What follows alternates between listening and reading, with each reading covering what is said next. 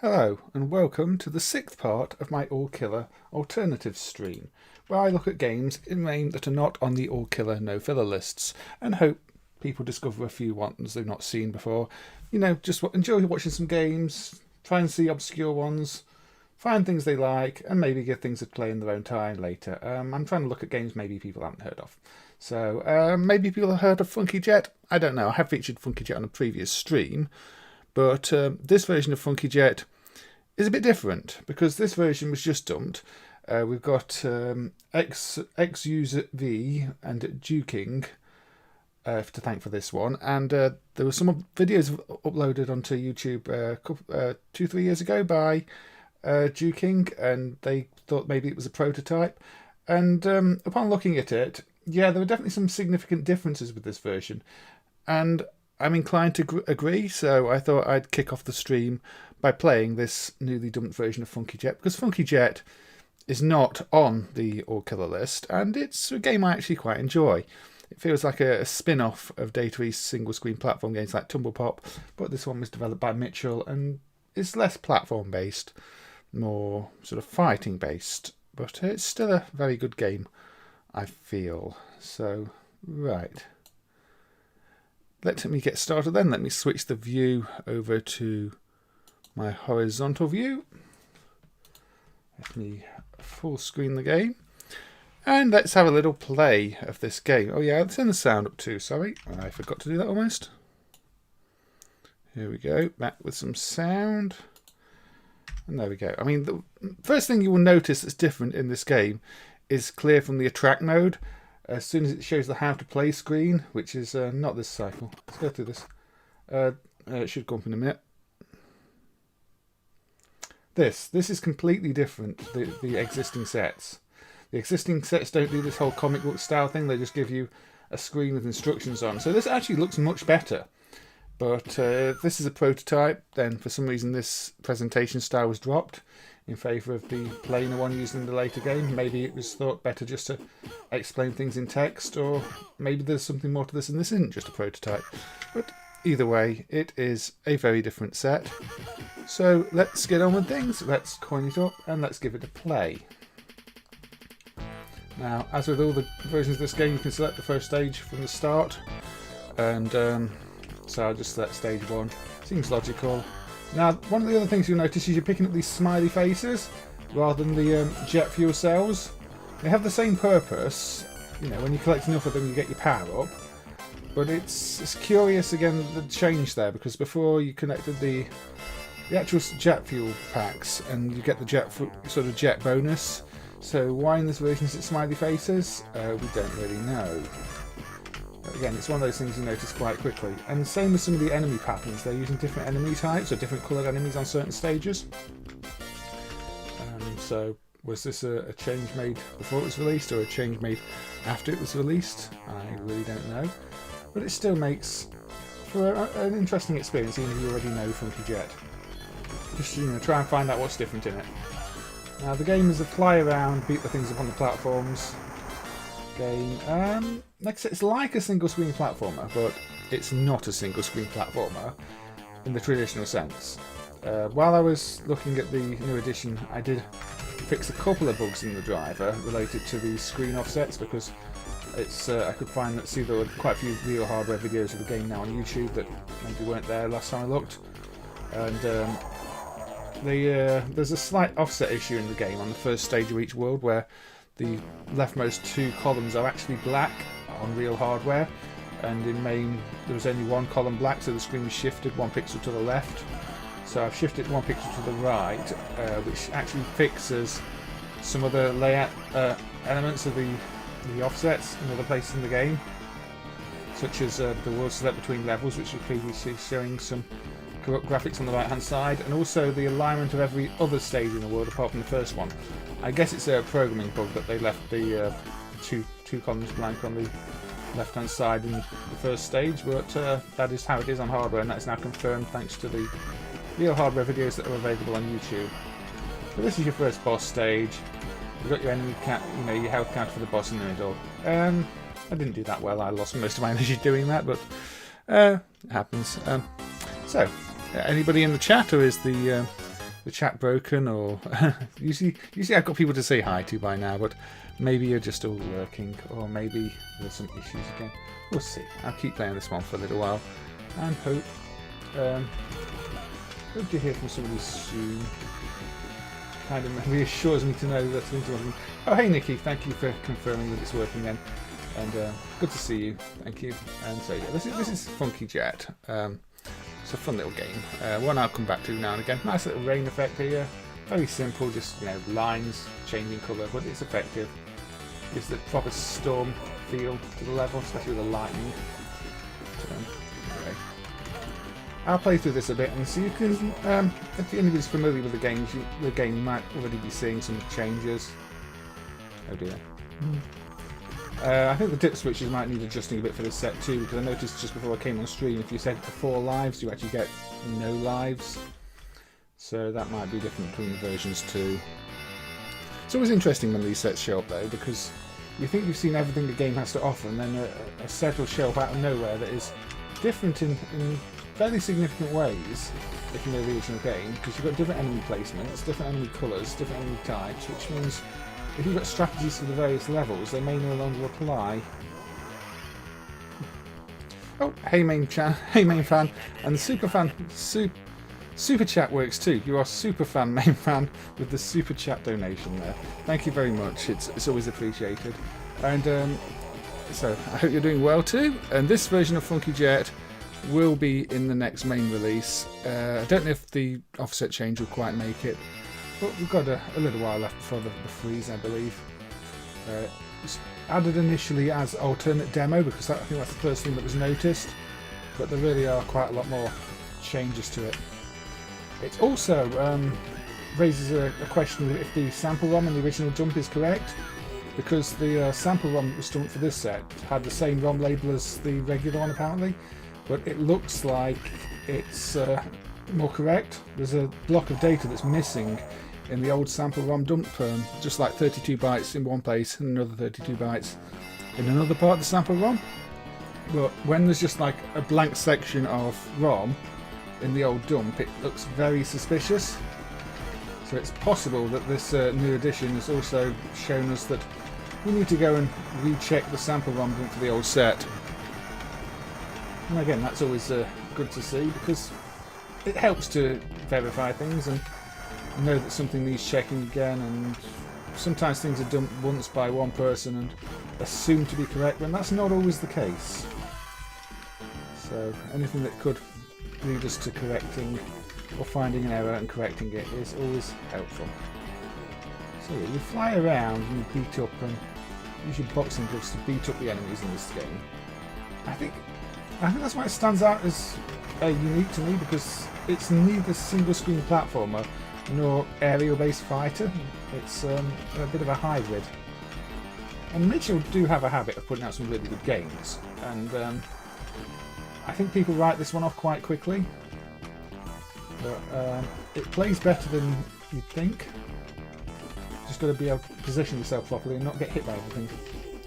But you can easily one credit clear it if you know the strats. There are videos of people one credit clearing it on YouTube. In fact, I think there's a one credit clear video from this very game, from the PCB this was dumped from the person who supplied it, where they thought it was a prototype, wanted to clear it. And hey Casper, thank you for joining.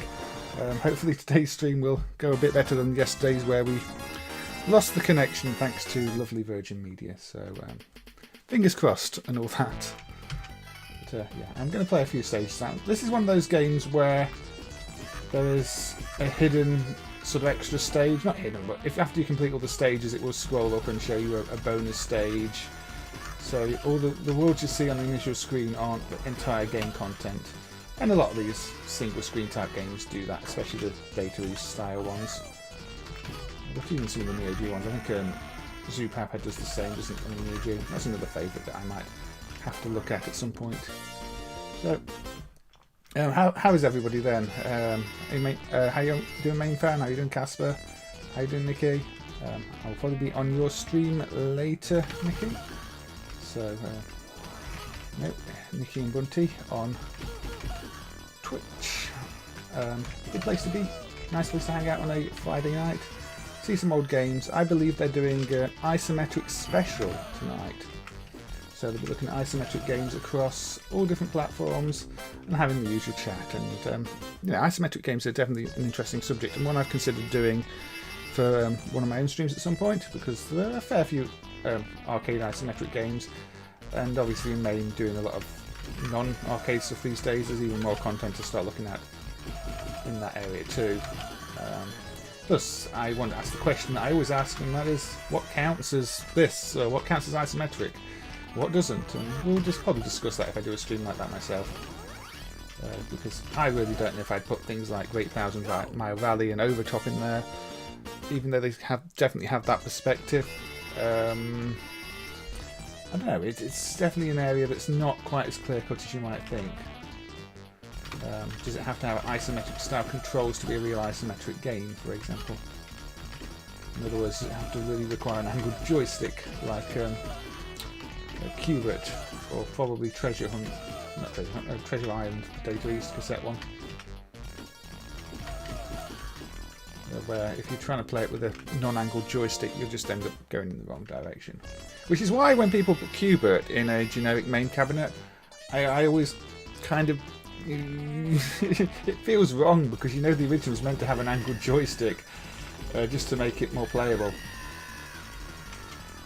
It's not a game that really goes in a generic cabinet. I think it's even on the all killer list for using a generic cabinet because it uses standard controls. But I'm not sure an angled joystick's that standard. But I know people play it that way, and to be fair, if I'm playing on keyboard, I'm not doing any different, am I? I'm still playing it with the wrong controls. But yeah, you want your angled joystick and your big knocker on a Kyugo too. You want it to go boom when you fall off, like you're hitting the floor, which was the desired effect. Although when I have seen Kyugo cabinets in real life, sometimes the owners have said they disconnected the knocker thing, because the solenoid knocker thing, because it shakes the cabinet so much it ends up shaking chips loose on the boards, and sometimes instead of just getting the big boom when you fall off the pyramid, you get a nice board reset, and sometimes it doesn't power back up until they reseat some chips, so they disconnected it. Which is kind of what happens if you make a cabinet vibrate excessively, and those knockers are quite powerful. So has anybody got any fond memories of Funky Jet? Seen any differences so far in this version? Max Payne on the GBA. Yeah, I've heard that actually. I've not played it, but I have heard that went for that approach. Didn't some of the Tony Hawk's games do similar on the GBA? Or is that not isometric? I don't remember. Let's punch those booths. Yeah, this is just a good fun one. You can pass a bit of time with it. If you've got a friend, you know, you play two-player and you're both going around doing the same thing. It's your classic arcade formula, really, isn't it?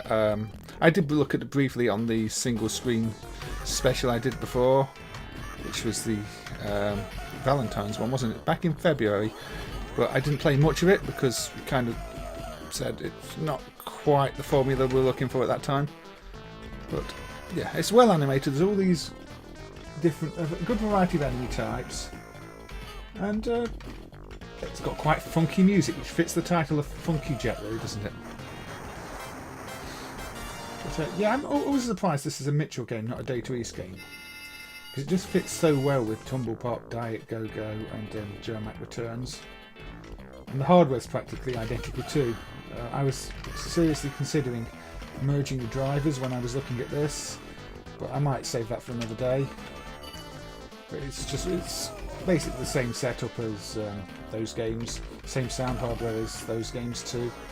Just, you know, your standard Data East sprite chip, your standard Data East background generator with the 2 layers which can swap between 8x8 and 16x16 tiles. So yeah, it fits with those two. Plus a lot more. And yeah, I mean, isometric was a fairly sensible or safe option for trying to do games that needed a little bit more than a 2D game, but you only had the power of a GBA or something. So I imagine there are quite a few, and RPGs and the like with that perspective. And, I think I mentioned before in another stream, I was really surprised to see that Chris Sawyer game on the Amstrad CPC, because obviously I know him from his Roller Coaster Tycoons, Transport Tycoons and the like, but to see an isometric sort of platform game in the standard 8-bit isometric platform game mould on one of those systems just surprised me, because I didn't know he was active on those systems. So there's quite a lot to dig into if you're looking at isometric games. So I'm hoping to see some nice surprises on Nicky's stream later. So that will be good. And I'll probably be tuning in a bit to Zypho's stream as well. So I'll probably have, one on one monitor, one on another, and be switching my attention between them. Which is one of the reasons this stream might only be a 2-hour one, because by about 9 o'clock I'll probably be wanting to switch over, maybe have a bite to eat first. But how long have we been on Funky Jet? Oh, we've been on Funky Jet for almost 20 minutes. So it's probably almost time to move on. Yeah, we do have a special attack today. I'm never using the second button attack. Yeah. But there is a spin attack like this. No, you can go like this. It's just not as effective, so I don't use it much. But, there we go. So, 45 clear. What we got?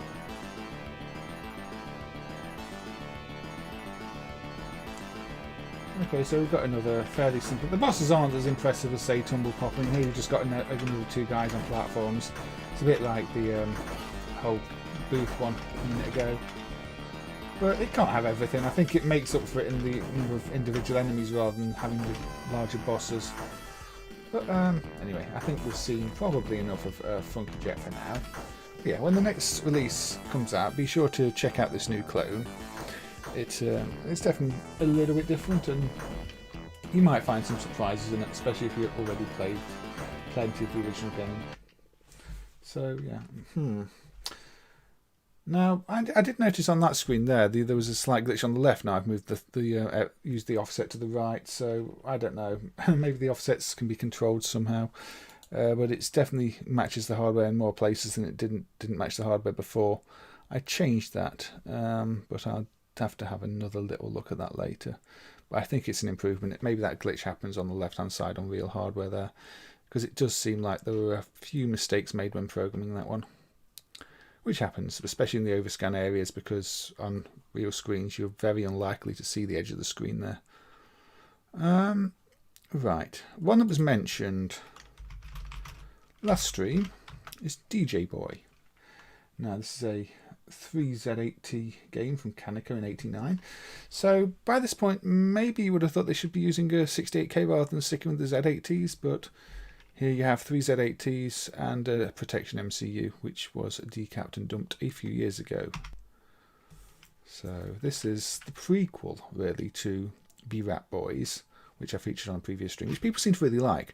I mean, I thought B-Rap Boys was better known, but I noticed quite a few people commenting saying they were not aware of B-Rap Boys, so I don't know if they were more aware of the prequel here, DJ Boy, but again, it's got the same sort of attitude to it. It's a beat-em-up that is very 90s, or even, I mean, this is 80s, but it's got that late 80s and 90s attitude to it, really. This time it's on skates. And you've got your DJ, Wolfman Jack.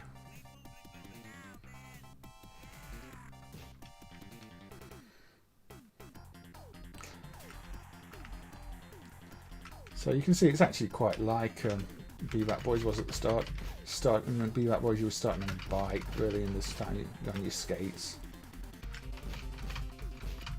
Yeah, I have seen one of those best of Game Boy Advance 3D games videos on YouTube, Casper, and it's quite impressive what they actually managed to pull off with some of them. I mean, they're not going to have aged fantastically well, but to see that what they have done at all is really impressive. It's the same when you look at 3D games on some of the 8-bit computers. Just while they might not be the best games anymore, the fact that they existed and were possible, somebody made them possible, is just really impressive. So you see, you're skating along, you're kicking, you're punching. This was ported to a few systems, at least it's ported to the Mega Drive, but the Mega Drive version visually is quite a downgrade from the arcade here. So this is the version you want to play. Now, I do have seen reports that sometimes this game will get stuck, you know, not spawn any more enemies, and I don't know if that's a bug in the game or a bug in the emulation. So either is possible. Interestingly, I've seen the same happen in B-Rat Boys, which maybe to me indicates they might use the same code, and if it's an original game book they might share the same bug, because it's very unusual to see a bug like that persist across two completely different bits of code on different hardware, unless it's from the same sources somehow, that they've ported something. So, yeah, it's just a beat 'em up with its own style. And that's what you want. I mean, as much as people say Streets of Rage 2 on the Mega Drive is, you know, the pinnacle of the beat 'em ups there, I found it a bit plain. You know, technically it's amazing. The soundtrack is one of the best I've ever heard, but the theme is just... it's not got much interesting about the theme. It's just going along beating people up in a city, and you're beating more people up. Whereas this has got, you know, the roller skates, the style, the music. Look at the cat in the background there. I mean, it's a Kaneko game, you've got to have a cat. I like it when Kaneko uses their little cat logo as well in some games, although this isn't one of them. But if you look at some of the Korean releases of Kaneko games, they actually have a little cat for the logo, which is cute, because Neko is Japanese for cat, isn't it? Although for some reason it's the Korean versions that tend to have it, not the Japanese versions.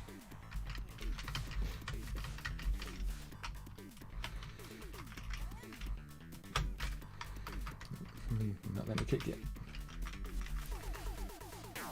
Dingy green doors. Oh, and I have no idea.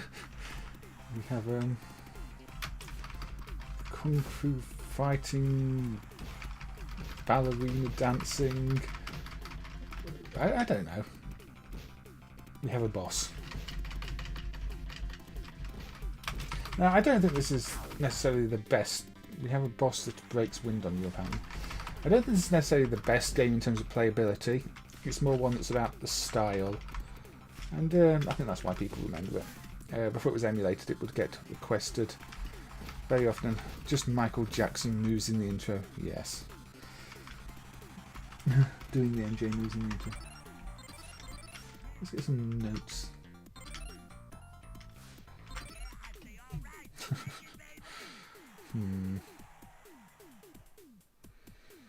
Yes, it's... I'm surprised you've not got more music that's influenced by Michael Jackson. Or maybe it is and I just don't recognise it. It seems like one of those games where you'd have a soundtrack that was a little bit derivative.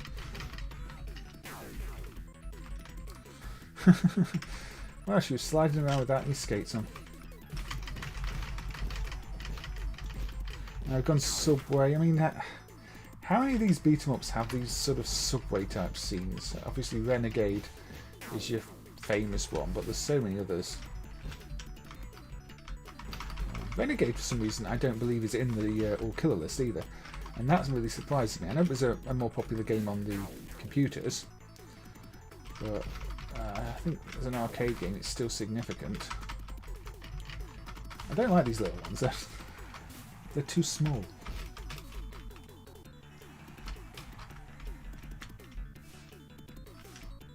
And down the pole.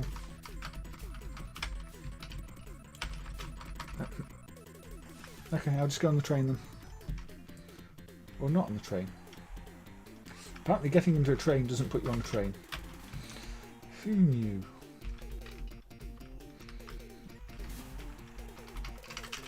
Or is this meant to be on a train? I don't think this can be on a train, can it? Doesn't look like I'm on a train now.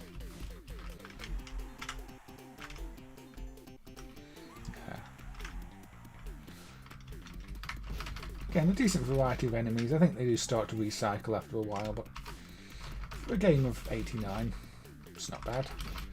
Recycled enemies is a major problem with most beat-em-ups. The Rat Boys is clearly the better game. You'd expect that as a sequel coming later. But I think this actually plays better than I remember. It might be just I remember the Mega Drive version over this.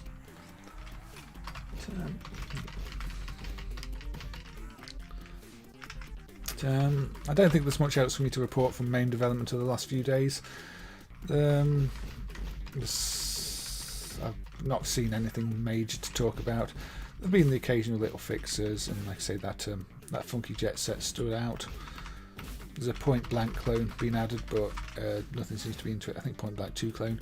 Nothing seems to be special about that from what I could see. It just looks like another clone, probably for a different board type or a different region, but it's all in English like any other world set.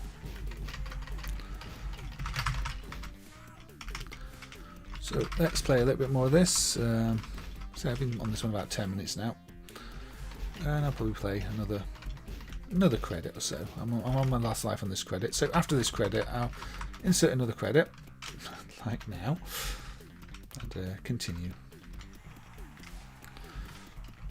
Like most games, this is probably better with a friend.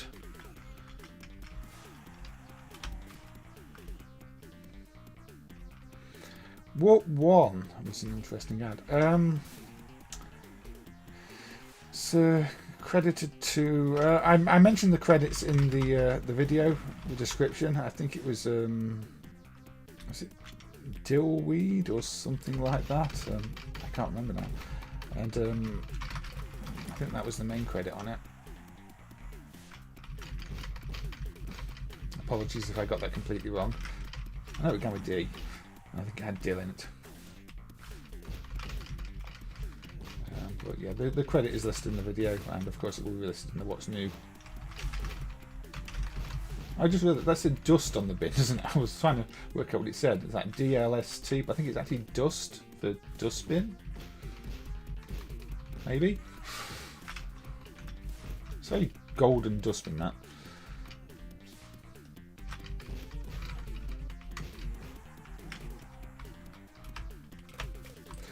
Yeah, I did have a look at Warp 1 on the stream when it was dumped, so let's beat up some officers that have whips on them. Interesting. And some guy in some guy looking very shifty up there. Now, for some reason, everybody here seems to want to wear skates, apart from. Okay. That happened. Apparently, if you want to get changed, you can just go into the ground and change into, well, not much. Also, this probably should hurt more than it looks like it's hurting.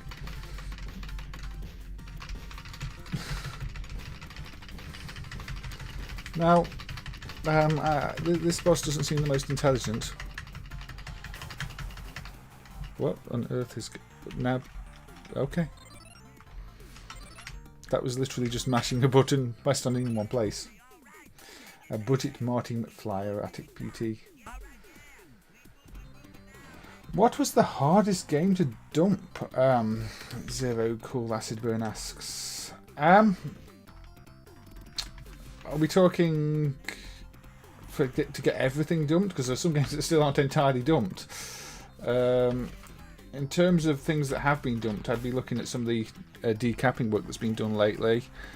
The Taito C chips, for example, that was just an incredible effort of finding where parts were under the surface of the chip and you know, drilling down into it, attaching tiny little micro wires to get it all dumped. So getting that C chip protection data out is probably the most difficult thing that's been done on a technical level, although obviously those games were emulated long before that was dumped, just not correctly.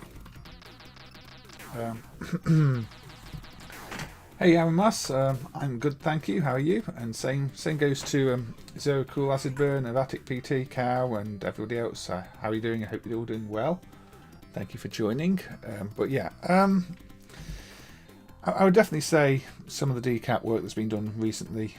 Zero Cool, and some of the plug and plays as well, just trying to get the tiny wires connected to the PCBs. I mean, it's a different level of difficult compared to the the decapping work, but they're still both an incredible amount of effort.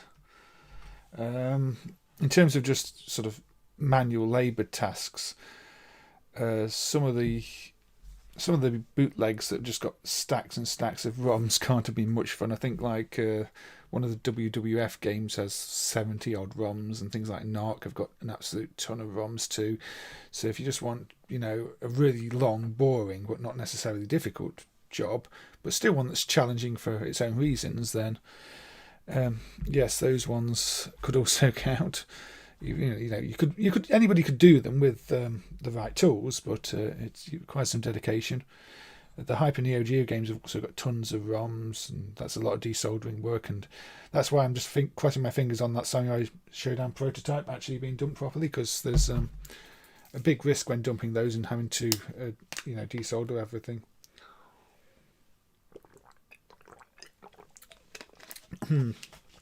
But anyway, I'm good, thank you, Zero Cool.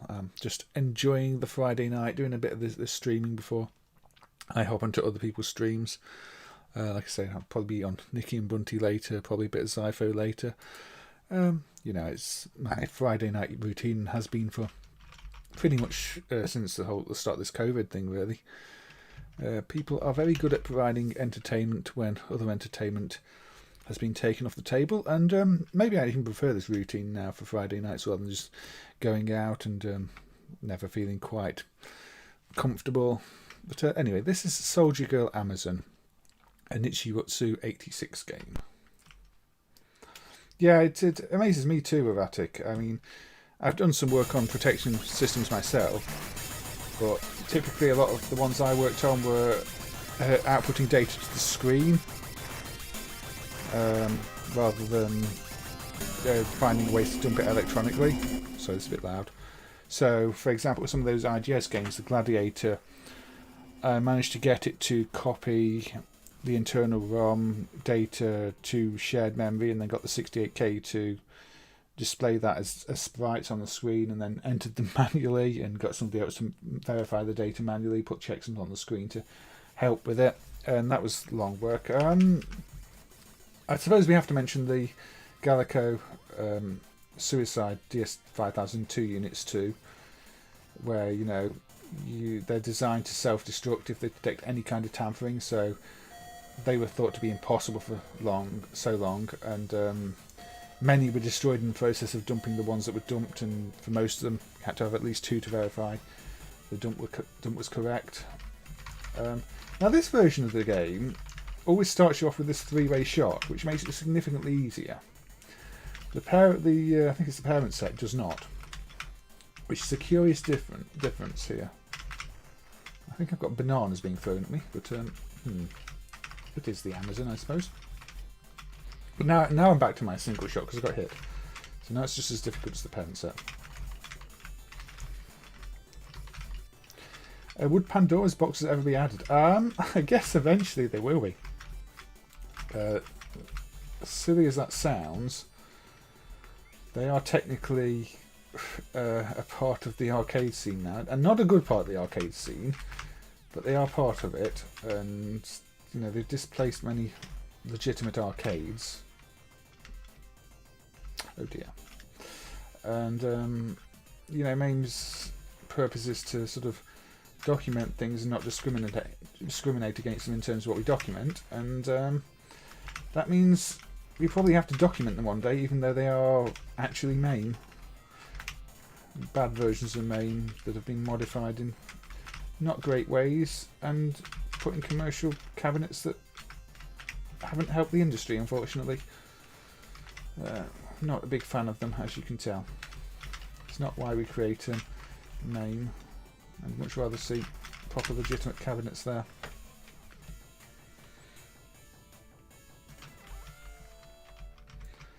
But people trying to do things on the cheap. I mean, before the Pandora's boxes, you had Blue Elf things and those 39-in-1 boards, 60-in-1 boards. MAME kind of emulates one of those. Game Crystal. And before those, you had all the NES-based bootlegs. And don't tell Nintendo, but one of those is still the way you can play Mario Brothers on the Internet Archive, because the multi-game thing is still on the Internet Arcade, and it's got Mario in it. There are ARM-based Linux things, Casper. Some of them are a little bit locked down now too, from what I could see, people reporting. I think some of the new ones even trying to get you to buy games to add to them from some dodgy store. This game's tricky. So, I don't know. I don't know if those are specifically the official Pandora's boxes, because the Pandora's boxes are that popular. There are bootlegs of the Pandora's boxes. It's just a really nasty industry, unfortunately. So, you know, a lot of the time you think you're buying a Pandora's box and you're buying a knockoff that's even less powerful and even worse, and it's trying to direct you to different stores to get your money. And what I was told, they actually download the games off the Internet Archive after they take your money from your PayPal or whatever. But, yeah, not great. Happy birthday, Shirley Temple. Thank you for your fact of the day, Bob, and welcome, and I hope you're doing well. But yeah, I mean, there's quite a big modding scene around the Pandora's boxes as well. Again, though, it's like any kind of MAME on underpowered hardware. It's always going to be disappointing, and it's just, I just wish people were a little bit more respectful with these things and not just trying to take advantage and turn everything into a money-making opportunity. But it seems to be human nature, especially for that sort of scene. Now, this game, I'm getting absolutely nowhere in. I thought this was a bit easier than it is. Turn the volume a bit because I think it's quite quiet. I imagine this is another one that's benefited from the Nichibutsu improvements over the last few years. I've not played it recently, but it feels like the same sort of era hardware where it's going to have similar protection devices and sound systems. So it might be one where if you played it many years ago, it won't have worked quite as well as it does now. Does this belong on my personal all-killer list? I'm not sure. It feels a bit too difficult, but I could easily say the same about Commando. You know, you've got to really learn where you can go and where you can't go and what pace works. See, if I'm taking it easier, I'm doing a bit better, but I've still managed to lose my power. Your shots don't go straight. That's maybe the most... Okay, I'll take that back. The most annoying thing is walking backwards into a pool of water and drowning. But, your shots sort of veer off at angles, which I don't quite understand if I'm in control of. Which makes aiming at things more tricky than it should be. I think taking a slow, cautious approach might work for this game. But then I feel like I'm playing sort of Dark Souls. Step forward a little bit, step forward a little bit more. Attack, step forward a bit more. Avoid all these bananas. There seems to be an excessive number of bananas. Maybe the shots are trying to home in on people.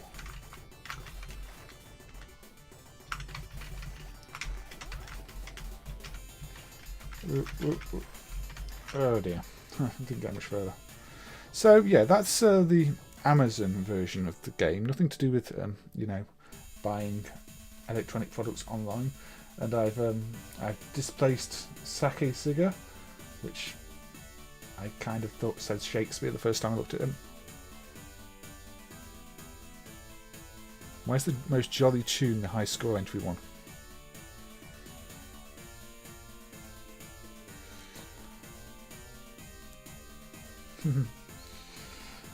May the world forever enjoy your non-alcoholic namesake. So I was just reading the rest of your message there, Bob. A new record was set for Super Mario Brothers. I know that they're continually finding ways to shave sort of milliseconds off the time, aren't they? So that was the Amazon version, as I said. I have watched some of those Mario World Record attempts, and I actually find them fascinating. The way they're, you know, it's all about individual frames now, and when to how you save on, you know, within. Yes, probably Bob. With the way the Super Mario records are going, it really is down to that kind of precision. one frame here, one frame there, and they get rounded up in certain places, and that makes all the difference. See, like I said, this set, Amatelass, I think it's called, starts you just with the single shot, which obviously makes it even more difficult because you only ever spawn with the single shot like this, and it's hard enough already when I was spawning with triple shot. So I think they intentionally made it a bit easier for the export market.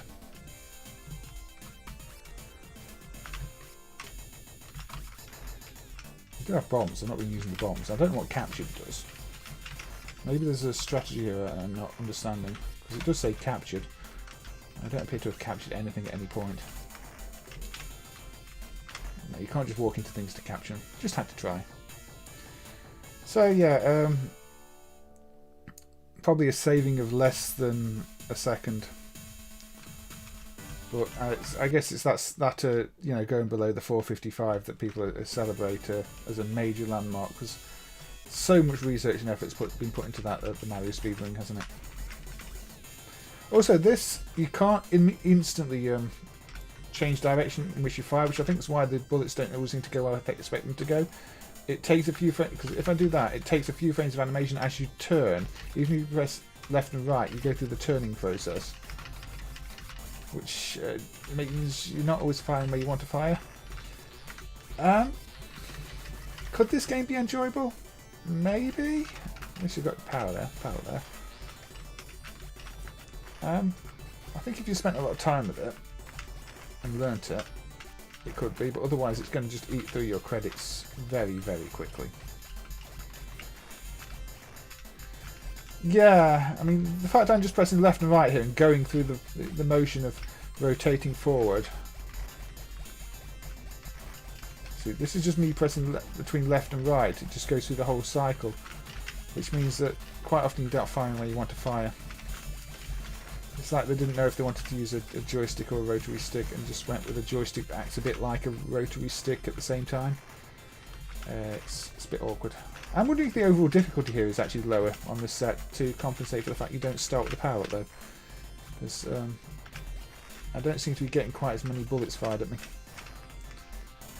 There's a tech-free set as well, which I think is got the Amazon title, but starts you with one shot. Yeah, actually I think this might be easy, even though it initially seems harder. The controls still annoying.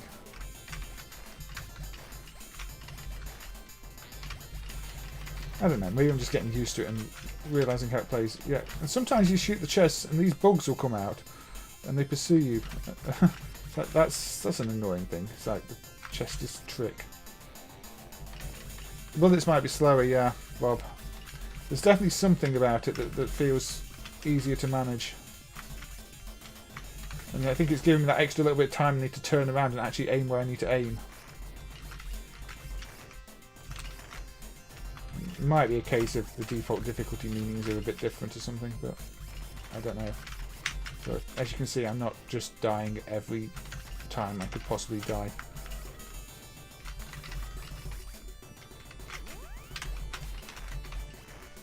So I'm actually getting somewhere in this version. So yeah, maybe the Japanese version is easier.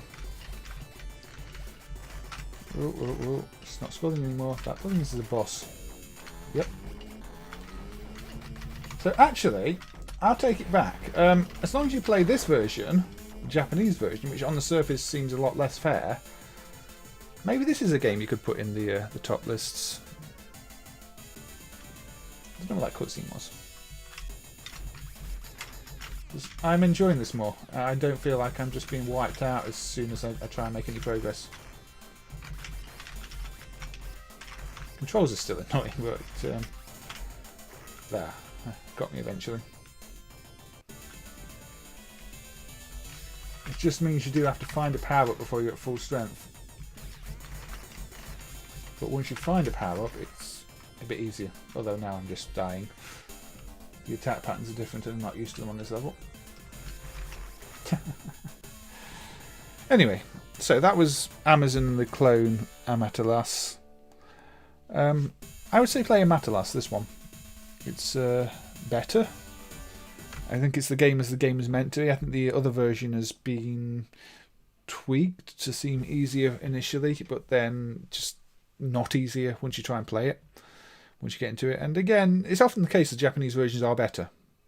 I would say this time and time again, if you're playing anything in the MAME, it's usually best to look at the Japanese version, and this is obviously just another case of that, as I've just discovered now. Why? I think Japanese just wanted their games as they were designed, whereas the US arcades tended to want things that killed players off a bit more quickly, or made sure there was a steady flow of income. Right, I'm going to play Bioship Paladin, or maybe the clone of it, in fact. This is another that got released on the Mega Drive, although again I think it only got released in Japan, although it does region swap on any other machine to English. But Space Battleship Gomorrah, which is a very odd thing to call your space battleship, also known as Bioship Paladin, a UPL game from 1990, and another one that's got the Toshiba NMK 04 sound system. Now this is known for its big, slow ship. It's also known for having a really annoying watchdog reset code in it, which means there's a hack to keep it running in the driver after the sound CPU is added. There you go, I've got an even bigger ship now. Got an even bigger ship now. And yeah, you can move the target here as well and shoot that. If you're moving the target, you use the... a bit like SDI, but where you've only got one joystick to control both the target and the ship, if you've ever played Sega's SDI. Which I guess is another one that I could feature at some point. I've been hit. Reduce size, big size. Hi R9, thank you for joining, hope you're doing well. I think BBH has played every game in MAME, even the music ones, which I'm not going to be playing on these streams. I think he did those on Twitch, didn't he? He's not done the Mahjong games, but again, I'm not going to do the Mahjong games. I'm sorry. Sorry to Mahjong fans, but I can't play them. If there's any BBH missed, then I hope he plays them if he sees them. Auto Beam. Probably not Auto Beam now. Auto Beam on.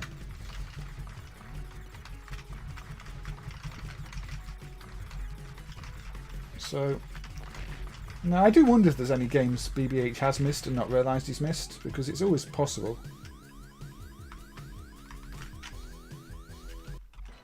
The game broke. Okay, you know what I said about an annoying watchdog resets? There you go. The game actually did an annoying watchdog reset. I thought that was fixed. Something to look into off stream. Let's try and play the Bioship Paladin version then. But yeah, I just crashed the game. So it's possible it does still watchdog reset with the sound CPU hooked up. Even though, at the time, I tested this rather extensively. But maybe it's never worked since the sound CPU was added. In which case, I better start looking into trying to fix it properly. Or just come up with a better hack to stop it resetting. Because the problem is, if the doesn't get a signal from the sound CPU for long enough, it watchdog resets.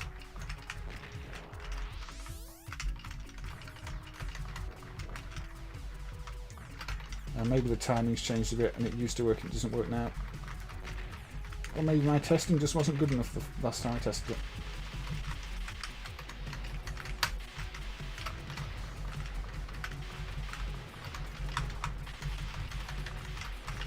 Anyway, you know what it's like when we find bugs on these streams. Oh yeah, you can pick up those things. I always forget to pick up those things for extra shots. And make it a little bit easier.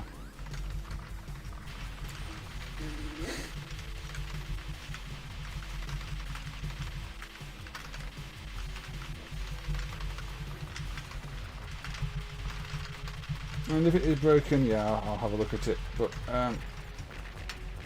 it's going to be another one of those. If it's broken, it might have been broken for several years, which is annoying. But before those several years, there was no sound, so it might be a case of it's never worked properly in MAME.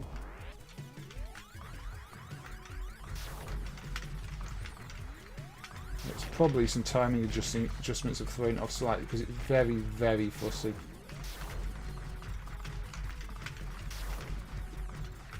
Or maybe the hack was removed.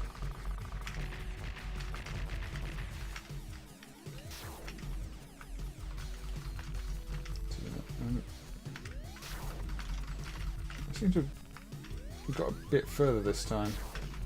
I don't know. Might be that clone set needs that different work.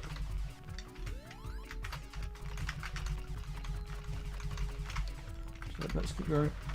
Or maybe I just broke the game. Maybe I actually found a real bug in the game. But it is more likely just the what I was talking about.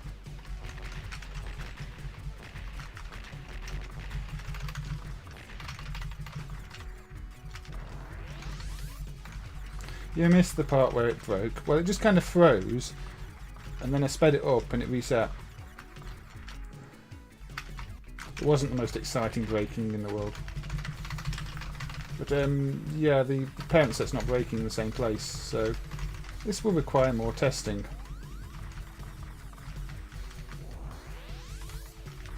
Could just be the clones are bad done for all I know. Wouldn't be the first time.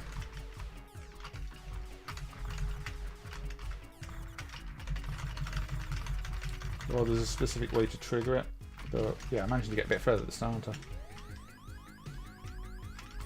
So I don't think this is the best shooter in the world. It's one of those that's a bit different. Mainly because you get such a massive shift in places.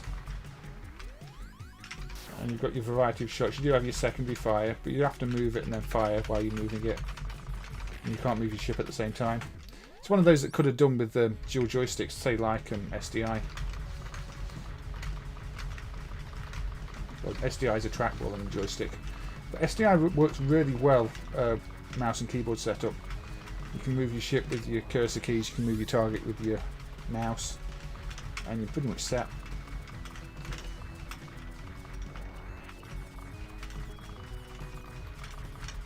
Perfect afternoon for a cup of coffee. Yes, it isn't it just, Christian? Isn't it just? I mean, I've got fruit smoothie for my drink. No alcohol for this stream, just a nice fruit smoothie. It's when the game starts to slow down I worry about it, because that's when you're more likely to trigger the watchdog resets, I think, because it's a case of if it doesn't get the signal in time, it will reset. Although in the case of when it reset then, it did freeze the game for a while first, so maybe it had just crashed.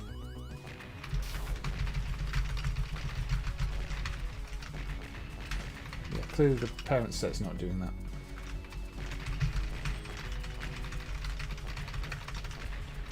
My ship's gone tiny again now.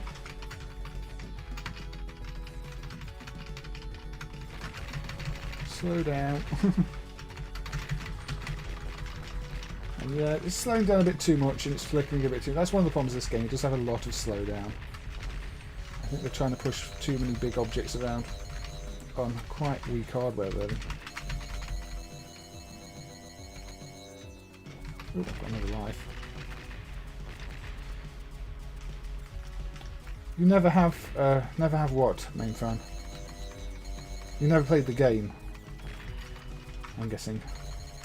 Yeah, it's not a terrible one. I mean, again, it's UPL being quite creative. I do like a lot of UPL stuff, and this is one of them. Probably not one of my go-to shooters, hence why I've never noticed the Japanese version crashing before. And I'll have to see if it does it again off stream. But it's a bit different. I mean, this secondary thing is a bit like Guwanga too, really, but Guwanga implements it in a far better way. But you are aiming and chasing things around with your shots. And it's not too difficult, at least not at the start. I say that as I die and lose another life.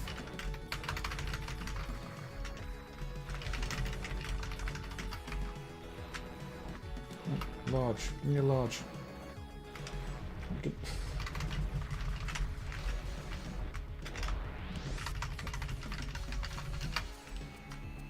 So there we go. Let's move out the way that. Let's move out the way that. Auto beam, that'll help. There we go. Let's just take a lot of hits though, this one.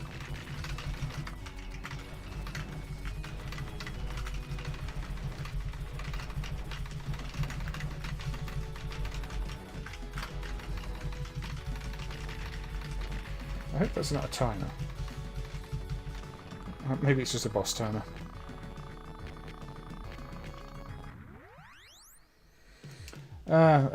You should tell them to watch my videos then, main fan. I think they'll reconsider their opinion on your gameplay. Hey Mitchell, thank you for joining. I hope you're doing well. Yeah, I have received a few comments like that on my videos too. I think there's a comment in the Golden T4 one saying, you know, watching you play this is painful. It's like, well, yeah, I'm trying to play Golden T4 on a mouse. It's going to be painful.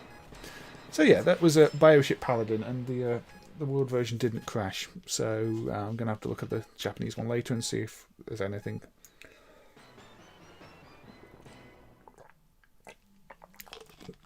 But it's an enjoyable shooter. It did get a port to the Mega Drive, like I said, but probably not one anybody really talks about. Bit too much slowdown. Lots going on. Visual style. I quite like the visual style. I like the way you get massive ships. Lots of power-ups. The power-ups kind of reminds me of Taito's Mega Blast, but I prefer this. But that's got quite a big ship as well, and power-ups that start to surround your ship. This obviously is a bit R-typey with the design of some of the enemies here. But anyway, yeah, it's not a bad one. It's one that you can play and enjoy. Just not, you know, a grade shooter. It's not up there with the cave games, but no, not many are. Okay, where shall we go next? Should we go Sega C2 hardware? This is Twin Squash, one of the other quite heavily protected Sega C2 games, and it's sort of a versus Arkanoid type thing.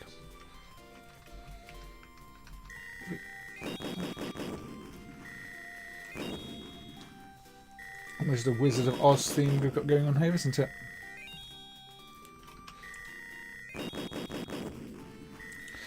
Now, this is a very rare game again. But you can see it's 2-player Arkanoid. Pardon me. You're playing against the other person. And it is dial based, but I'm going to play it on keyboard. So this may or may not work.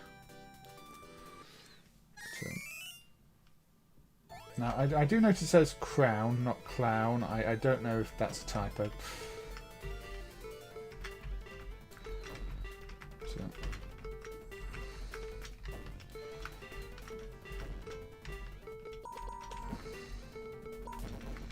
So it's about managing to attack the enemy by getting clearing blocks in a row and all that.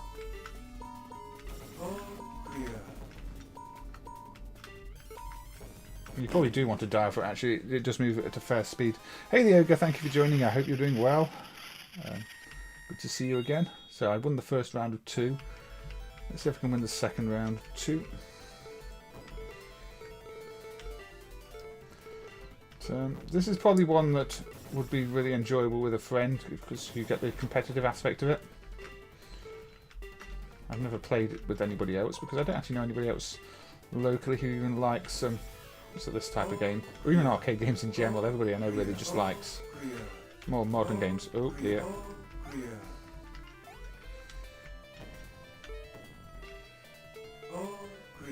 Now I think it's also a race to clear the playfield if you don't beat the opposition. So I think they're going to win because they cleared it. All clear, you see. So I lost that round. There aren't too many versus Arkanoid type games. But you see the attack bar building up the more more bricks I hit in a row. So the more you can hit in a row before it comes back to the paddle, the bigger the attack you do is.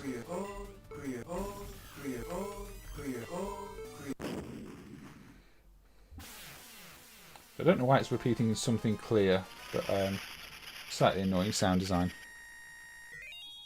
C2 system is roughly based on the Mega Drive. Slight differences, but this didn't get a port to the Mega Drive. I'm apt. Want to come with me? I'll show you a real all clear.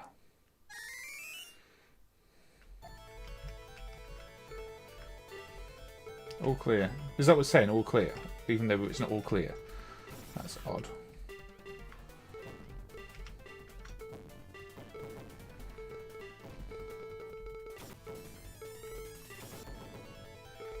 Maybe that's a slight sound glitch, I don't know, but the sound hardware is quite standard stuff. Oh. Yeah, and I pushed them to the bottom, so I win that way too. So, you know, it's like you puzzle bob where the bricks reach the bottom because you pushed them all the way down. That player loses.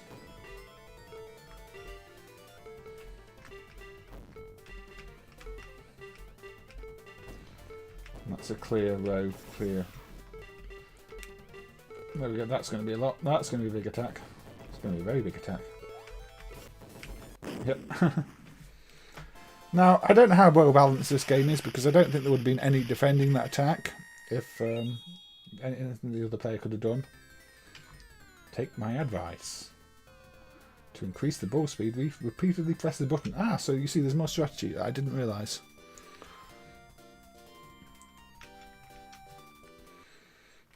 The story is not the most compelling, is it? So, rapidly tap the button.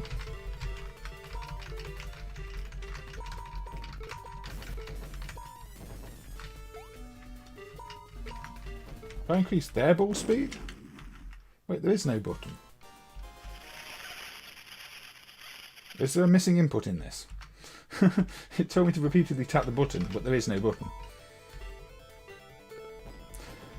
We'll have to look at that one in off stream.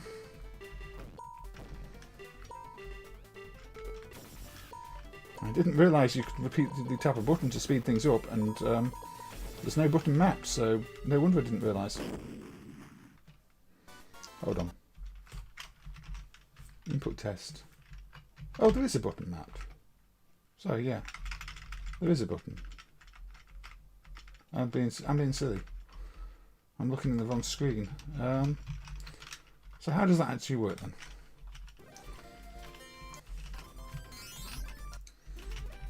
Of course there's a button. I've been using the button to launch the ball. How does it speed up the ball? I'm not noticing it speed up the ball. It's very subtle. I don't know.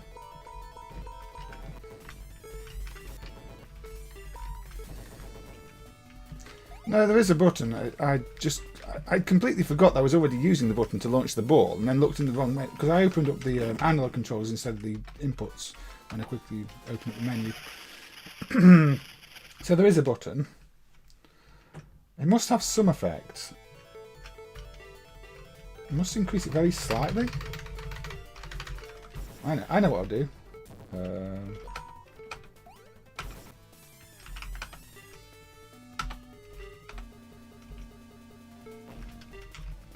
If there's a button that does something, it should definitely do something now. Okay.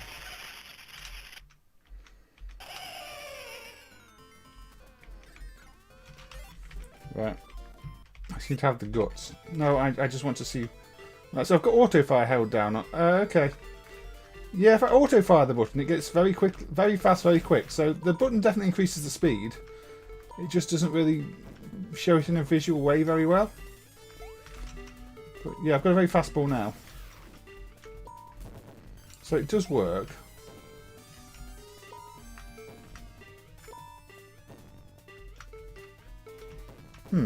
Okay, so you learn something about this game all the time. Also now throwing away all the progress I made and back at the first level. Right, so I'm probably going to come back to this one another time, but since there were clearly things I didn't understand about the game. Yeah, it says you have to mash the button.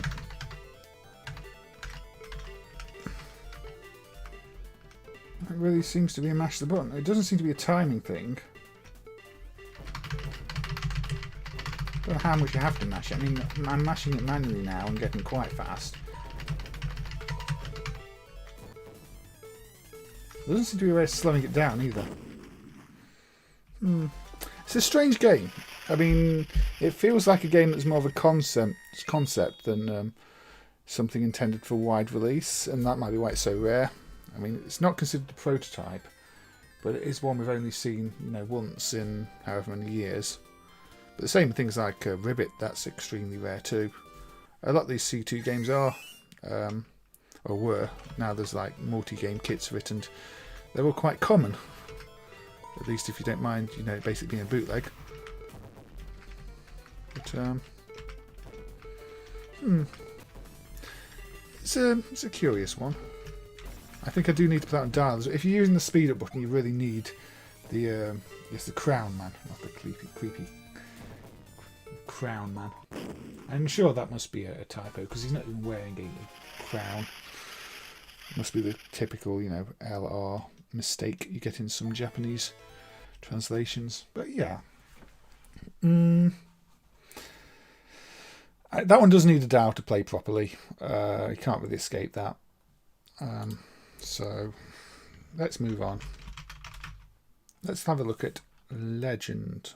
Now, Legend is a game where I don't like the title Legend.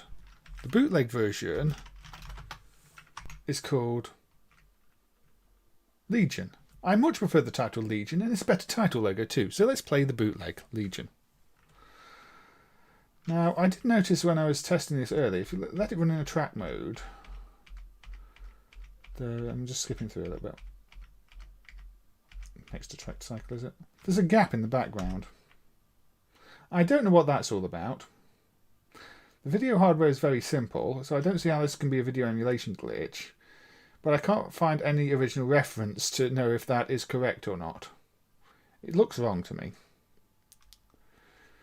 What's still needed for the PGM stuff to improve it anymore? Really need a way to properly extract the internal ROMs from the rest of the CPUs, and that's no easy task. You know, it's not something I can do with Trojans. A lot of the games that don't work, like Puzzle Star, there don't seem to be any exploitable commands.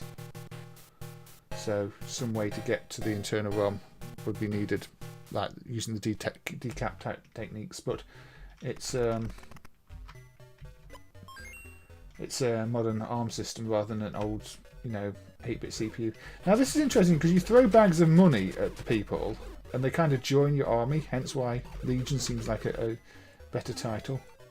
So look, I pick up some money, I'll throw the money at you, and now you're part of my... Well, I thought I was going to have 2 people, but I don't. You can join too, there we go. I'm happy with you. So I'm effectively controlling 3 different people right now. And I can change. I can use the arrow instead. There we go. Well, the spear. I wasted my gold though. I just threw it at nobody.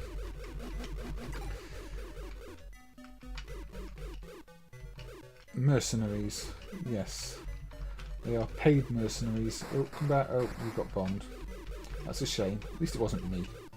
It does look like I'm wearing headphones, I have to say. They look so happy to have their money. I mean, not me wearing headphones, because obviously I am wearing headphones, but the guy there looks like he's wearing green headphones. Wow, we've already been going an hour and 10 minutes. Is that Darth Vader? That absolutely is Darth Vader, isn't it? He doesn't join me though, because I didn't have any money. Now I have no money and no mercenaries. This isn't good.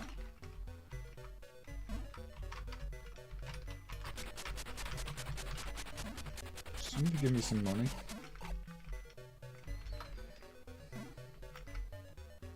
Yes, that's better. Yeah, if you've got no fighters, you can't fight because you're a bit of a pacifist, really. Apart from, you know, when you're getting these things and throwing them at people.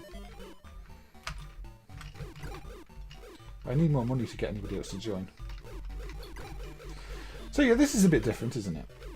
I can't think of any other game where you're recruiting you know, recruiting your firepower on the fly. Oh, I can pick up the bomb. There we go. When they attack from both sides, it's quite tricky. Yeah, let's get your money.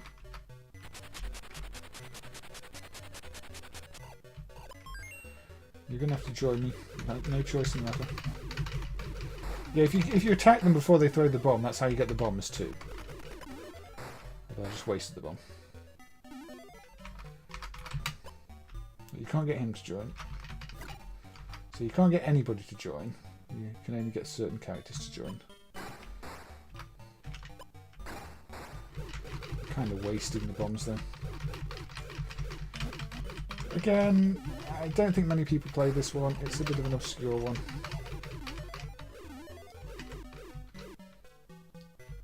Don't know why the trees are green. Everything has to make sense. I don't think you can get Vader to join somehow. You can try. No, Vader doesn't want to join. I think Vader's when you probably have to use the bombs. But, yes, Legion. Let's put in another credit.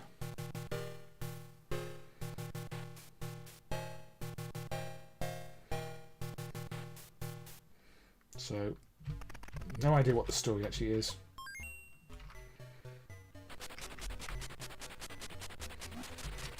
I imagine you can only get these guys to join, but I've not really played enough of this game to even know.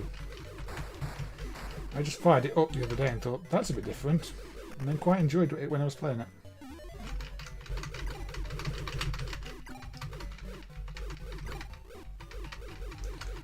So, I don't, to me, say, I do wonder if there's an official version called Legion 2 or if it is only the bootleg.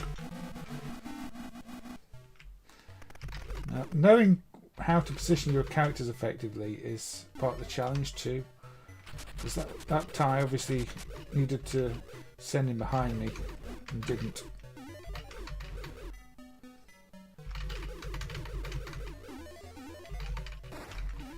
Right there. I'm building quite a collection of them. Quite a collection of things. I can't recruit you now, I tried that before.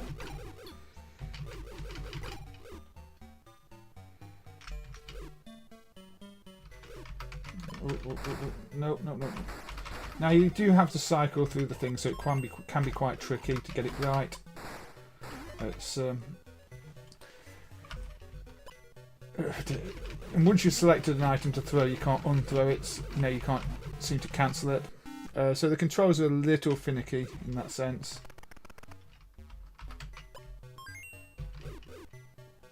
So,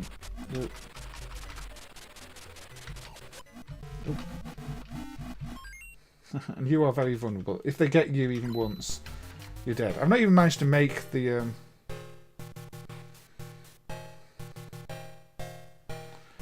Your life is just a timer. It does appear that way, yes.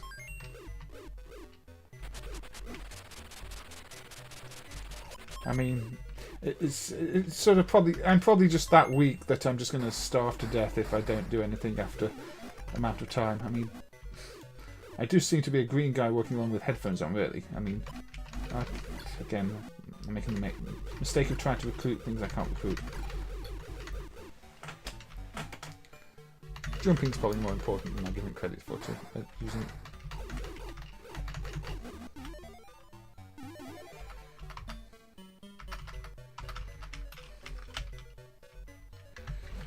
There definitely doesn't seem to be a way to cancel the request to use an item once you've selected it. That's a bit of an oversight. I think you have to be really sure before you even try to engage the item selection.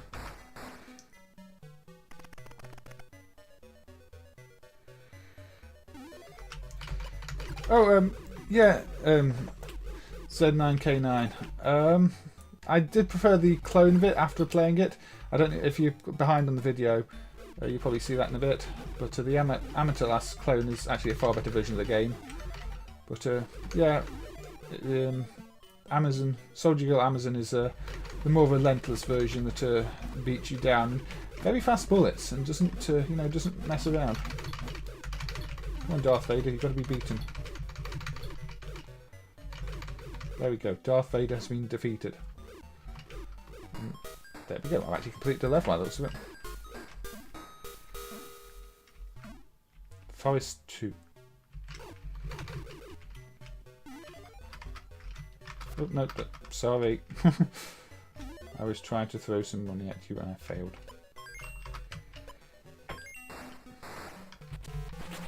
Got me.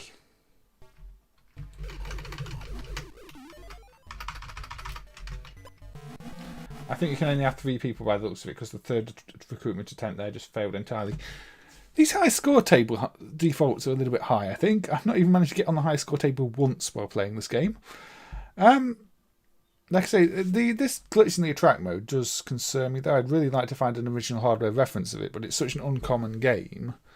And, you know, both titles, Legend and Legion, are so generic that you're really not going to get much good in the way of search results when you're searching for it. So let's just play the version with this title. I'm assuming it's going to be identical. I think it's just going to be a title swap. But we'll see. Yes, Wolfaz, you are bribing up to 3 enemies to join you because you are completely useless. You have no power yourself. All you can do is throw items and command the enemies. That's kind of why it's different and why it stood out when I was giving a little test earlier. So you can have an army of up to 3 characters. Any more and they won't join and they'll just keep attacking you. It would be nice if you could have recruited different ones too, but it doesn't look like you can. I think you can only recruit these. At least for the first stage.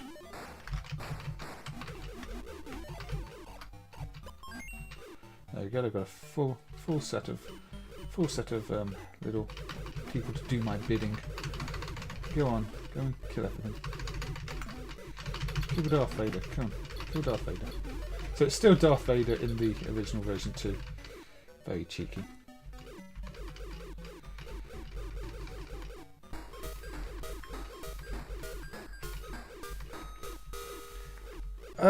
Franco, you control the green guy, but you have to recruit other people to actually attack. So every time I press fire, they move forward and swing their swords. But I am actually the green guy. They'll follow me. If I jump, they'll jump. But they do your bidding. But if the enemies touch you, you die. If they can blow up your little helpers, and you can replace them by throwing sacks of money at more of them. Yep, get that. Just defend me. So it doesn't really play like anything else. I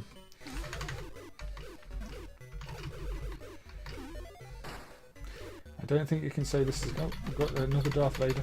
2 of them. Oh dear. Darth Vader.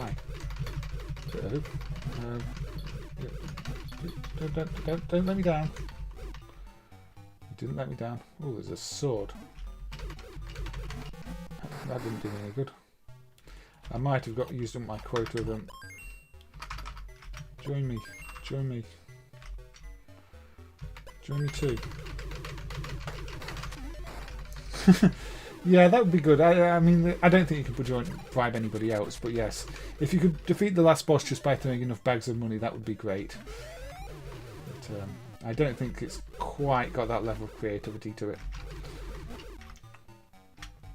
And it looks like once you've got the maximum, all your item slots used, you can't pick up anything else. It just ignores it. No. Money. There you go. Take money.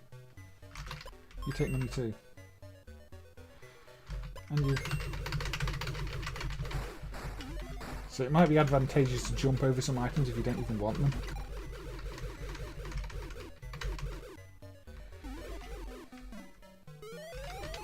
No. Thank you.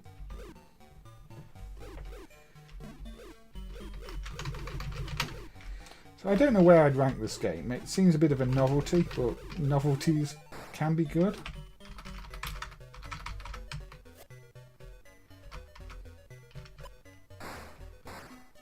Wow, proper weapons dispose of Dorothy's very quickly. But, I threw money at the him and already had my maximum, I think. So I got a high score and some music. My guy is a rich coward. Why is it censoring that? Yes, my guy is a rich coward. That is entirely true. This is Rich Coward Simulator, aka Legend or aka Legion. Quite a mysterious game. I mean, even Legend here doesn't display any copyright text on the screen. It's supposedly by Kyugo and Sega, licensed to Sega. I mean, I'm assuming some flyer with Sega's name on must have been found. It does make me wonder if both sets are bootlegs, because this title logo looks far more bootleg-like than the title logo on the Legion set. So I kind of sort of wonder if both versions are bootlegs. Maybe it's an unreleased game and there's just bootlegs of it about, which happens sometimes. But to these Kyugo games, yeah, that sort of happens. Some of them have very mysterious stories about them. And in fact, speaking of, we can move on to another one. This is Planet Probe, possible prototype by Crux or Kyugo. This is one where somebody had actually remembered the game from their childhood and remembered the music almost exactly, and when it actually finally showed up, they were really, really happy to see it. But again, the copyright string in the game's been blanked out, so that's why it just says 1985. There is an entire blank string where the real manufacturer details could go, so this was clearly from some bootleg rather than original, or they'd removed the details on the location test. But it's definitely another game. Yeah, the background was possibly screwed up there, Cow. I don't know, it just happens that place in the track mode. I've not seen it in the game, but I've not got far enough in the game to check. But the hardware's really simple, so I don't know if that just happens on the real game. But again, I can't find any original references for that game at all. So what's this one? Well, it's a shooter game with, you've got two types of shots.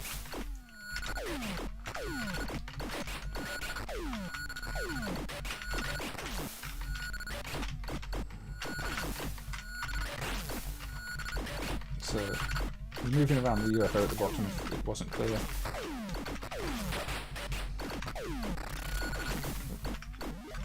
You've got your ground attacks, and you've got your aerial attacks.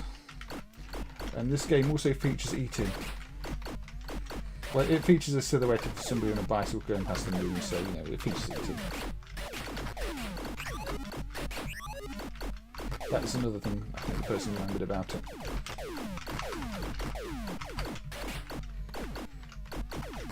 Yep.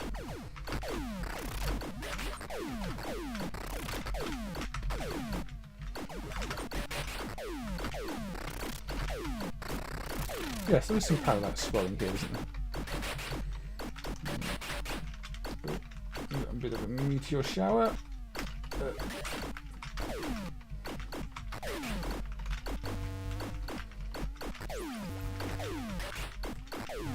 Now it sounds like Jaws.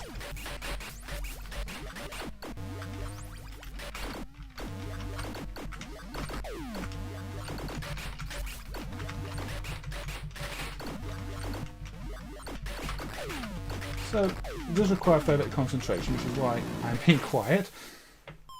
But yeah, it's not a bad game, this.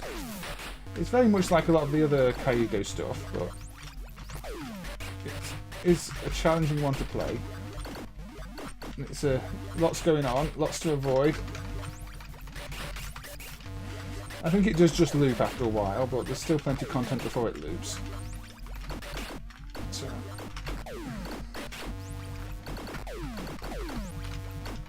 go those? I don't know. Probably not.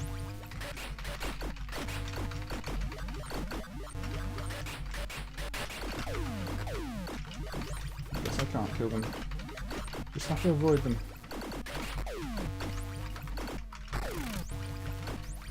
Now there's some debate on if the foreground at the bottom there should obscure your ship or not. The board, I think it was dumped from it didn't, but it's I think you can modify why so it does. Or maybe it's the other way around. Of course, things obscuring your ship aren't always that useful, but Vastar, which is another game on the same hardware, does obscure your ship. So it's a matter of debate, because again, you're not really going to see any real references to this game because it's a prototype. At least it seems to be. It seems to be a bootleg or a prototype, if anything, because the copyrights are raised. But we really don't know. It's from a time when, you know, the companies involved were sort of running out of money and going bankrupt, and before they reformed into other companies. That's why Vastar is distributed by Sesame Japan and all sorts of other companies you might not have heard of. I've got their names in the games. Space Potato Frisbees. Yes. We've not seen the appearance of the ET, have we? That's a shame. I don't know, maybe you have to do something to trigger ET. There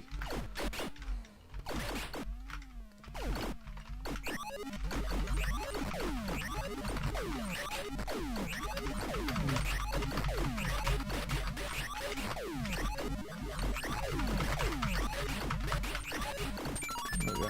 That's you dead. I definitely can't kill those. Oh, can you? Okay. You just take a lot of hits. A lot of hits.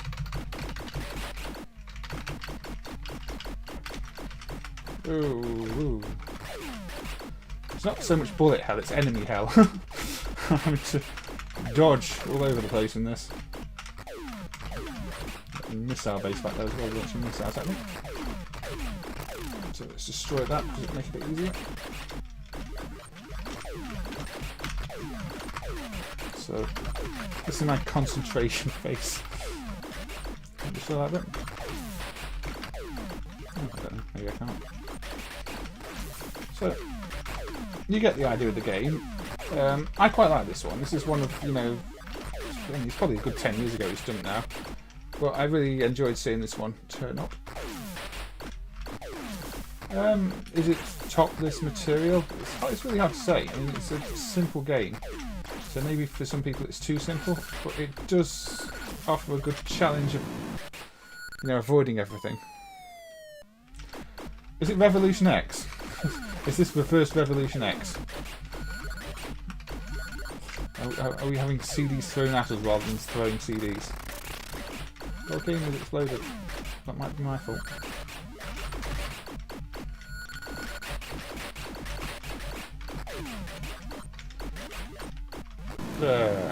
Got me. Game over.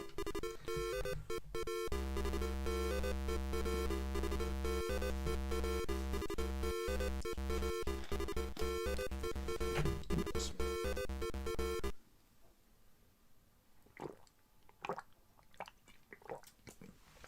There you go.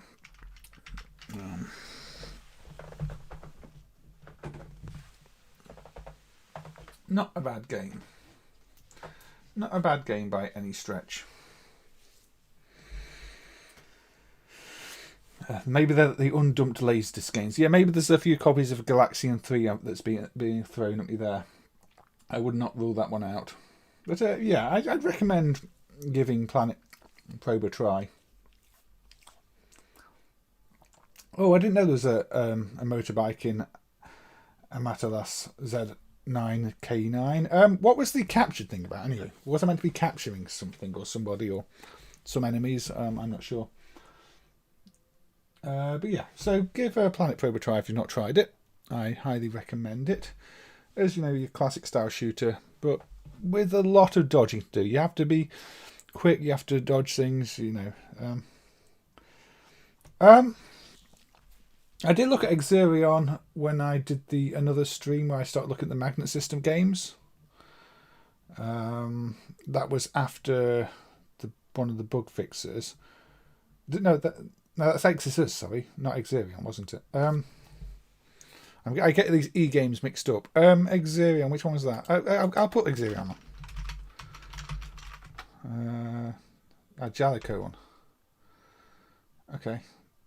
Yeah, sorry, I know which one this is. I got it mixed up with Exorcist, which is a similar title. But yes, let's play this one. Jaleco, yes. Yes, I reckon it's the one. It's also got the fancy ground effect, hasn't it? I seem to remember. as opposed to fancy Starfield effect on Skyfox. Yeah, it's this one. It is the one I thought it was. It's the one that Galaxy Gunners wanted to be as well. I think I've looked at Galaxy Gunners on another stream, but I could probably look at that in a bit too. So, yeah. Jaleco shooter with lots of momentum on the controls and a fancy planetscape effect there, and a limited charge shot on that shot. But as many shots as you want on your regular shot. So yeah. Now I don't know if this is meant to have a Starfield effect, I'm assuming not. But there we go. I think a bootleg of this was dumped that lacked any of the special effects at all, but it's not emulated properly on me. Yeah, these early Jaleco ones often try things a bit differently, and this is an example of that, because you didn't see that many games that had this 8-bit look but still had this rolling hill effect for the ground. It's what makes this one quite memorable, and the NES port of it tries to do similar, though the NES port is nowhere near as impressive. I believe I've seen the NES port on quite a few of those plug-and-play games, hacked up in various ways. You've got some clouds coming over the horizon now instead.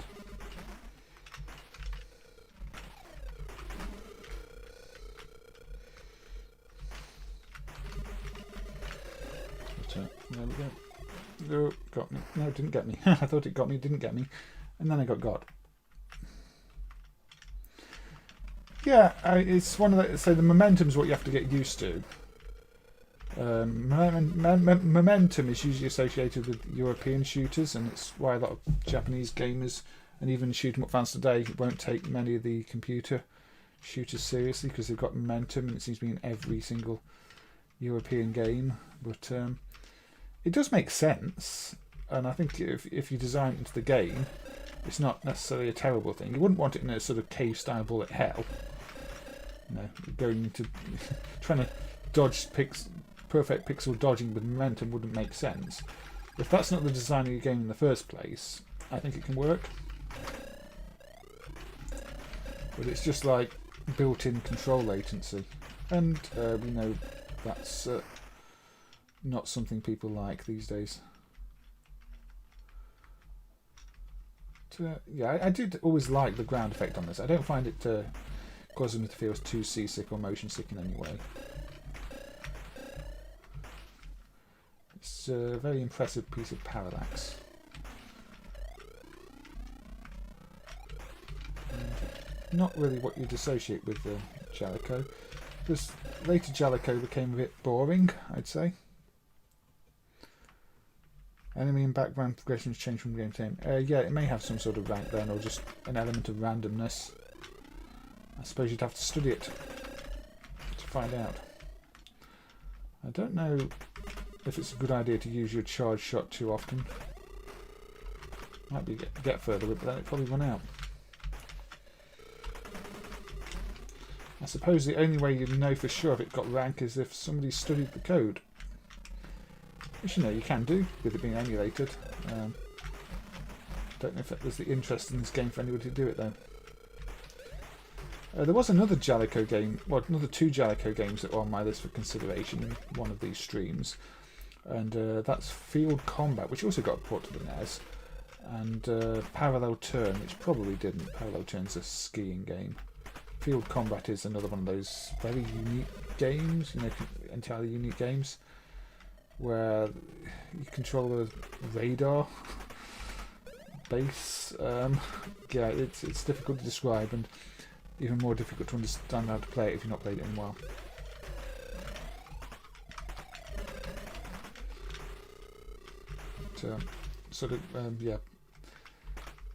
Yeah. Field Combat sort of reminds me of the kind of ideas that led to Game Ground.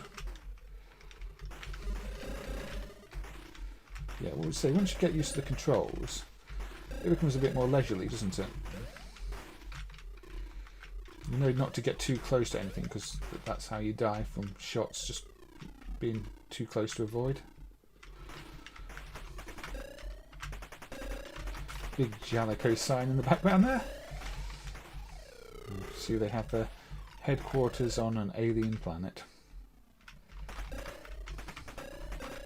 I do love it how so many of these manufacturers bigged up their own offices and games, and in the background, you know, you see a huge building with the company logo on, when really they were probably working from a tiny little office or garage somewhere, or you know, a little room in another building, not having their own massive buildings. Each enemy gives you +1 charge. Use your charge shot when you've got a big line of enemies, or maybe when you've got big enemies, I don't know. Big explosions. Pixel doubled graphics, I guess. Go away, Phoenix birds. No. Straight into another enemy. Yeah, if I'd been watching the charge, I probably would have picked that up. But yeah, that makes sense. Build them upon some of the smaller enemies. Try and take out lines with them. Thank you, Global Medicinal. I just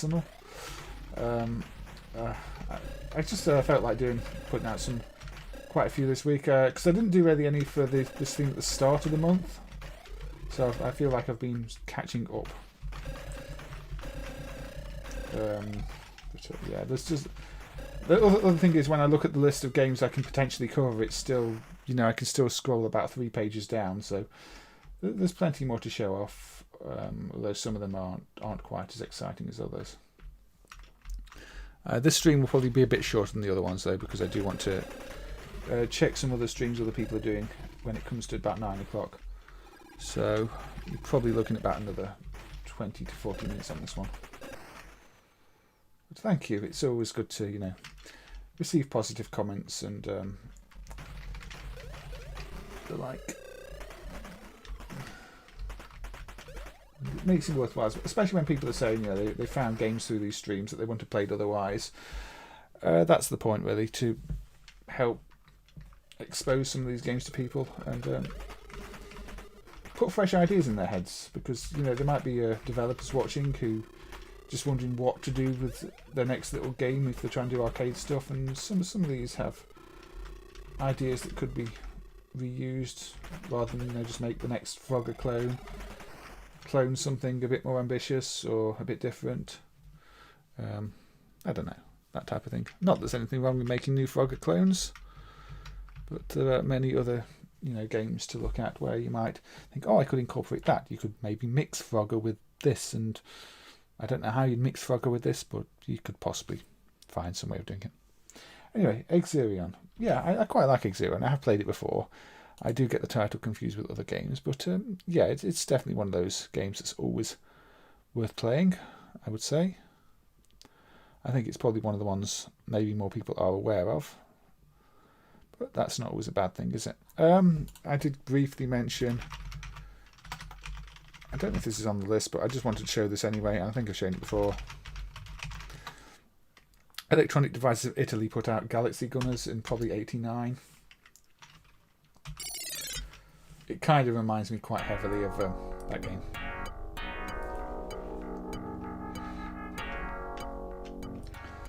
Look, you've got your... bit loud. They didn't possibly look at Exerion when they came up with the background system on this, did they?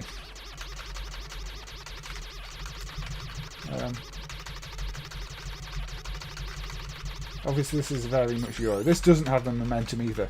I think it's an odd case where the Euro shooter version of something Japanese doesn't have momentum.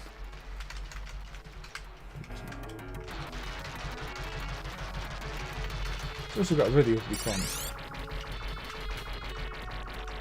Now, I didn't check if this was on the all killer list, but if this is on the all killer list and Exerion isn't, there's something seriously wrong. So I'm just going to play this anyway. This is clearly a bit of a knockoff of Exerion by Electronic Devices of Italy. But not as good, obviously. The gameplay's not quite got the same depth to it as Exerion. And visually, it's not quite as impressive either. I mean, it might be newer, harder, it might have more colours, but it's not doing anything fancy really. you don't feel that was an incredible technical achievement. It's just a case of, oh yeah, you've got a new piece of hardware that can do this quite easily. Got more weapon types. Three-way weapon fire. Rapid fire. Oh, ran out. Because you've got your timer on your weapons at the top. I'm not sure what I think of games with timed weapon systems. Viper Phase 1, one of the versions, I think it's the old version has timed weapons, whereas the new version doesn't. That's one I should look at some point on stream. Viper Phase 1. Not sure if this series or another. So Viper Phase 1 is definitely one of the more underrated Cebu games. Same hardware as Raiden 5 and the like. But yeah, one that's worth checking out both the old and new versions of. Anyway, Galaxy Gunners. I don't know, I'll give it another credit. I'm not going to play this one for long because it's not top list material really. It's just a bit of a distraction. You're waiting for a Jaleco billboard. I'd say there won't be one, but given some of these companies and the way they copy things, I can't actually rule it out. It's like they didn't realise it was a company's name, so we copied it anyway.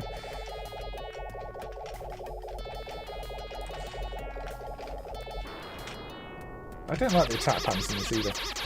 They, oh look, we've got a boss. No. It's instantly better than Exerion, it's got a boss. Why do I have a bomb attack that's just a loop that's not actually a bomb attack that's completely useless?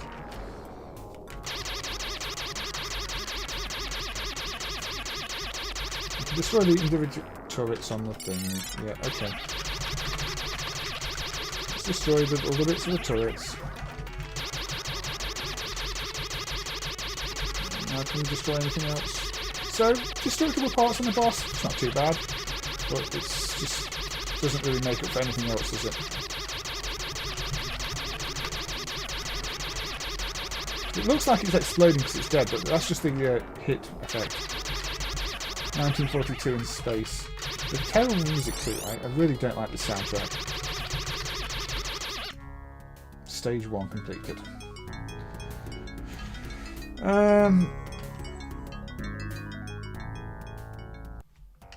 Now we're just shooting in space and we've not even got a ground effect. It's become even more generic. Yeah. I mean, play it if you've got nothing better to play. I've played far worse shooters, but it's just not very compelling, is it? There's an explosion effect, but yeah, it's the sound design's pretty bad.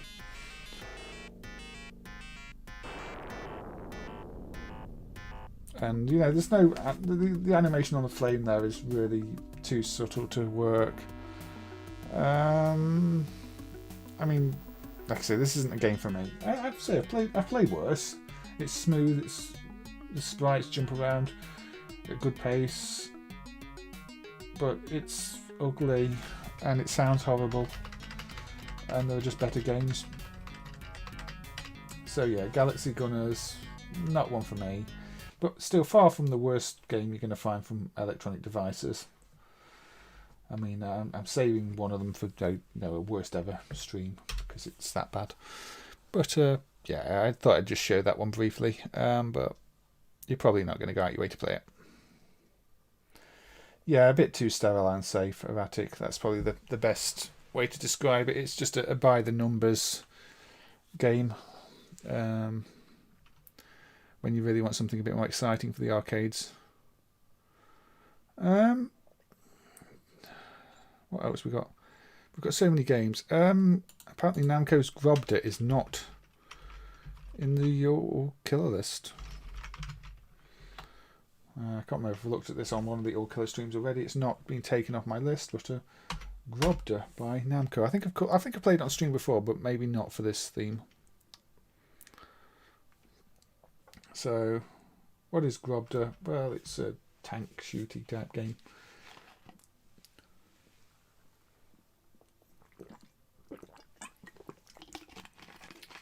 From 84. It's got a laser in it. Your tank's got lasers. Let's just coin it up and play it. Get ready. Get ready. I wasn't ready.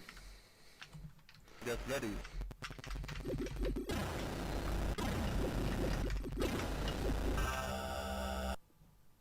I still wasn't ready. It's very missile command with the explosions taking you out too, so keep out the way of explosions. Also, it's a bit like that's Amazon Soldier, the Soldier Girl Amazon thing, in the sense that when you're turning, you do a cycle. You know, you actually turn rather than instantly changing direction. That was a quick credit. Get ready. Why does the NBA have tanks? I don't know. Maybe they just wanted to modernise the sport a bit. Get ready. I mean, why do they have jam? Doesn't make sense. They just must be branching out a bit. Tanks and jam. Makes perfect sense. Probably delivering the jam by tank.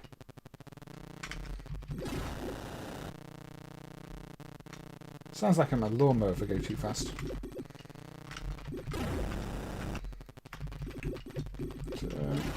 I do like tanks with lasers, or you can hold down the fire button too, that probably helps. Battling 4.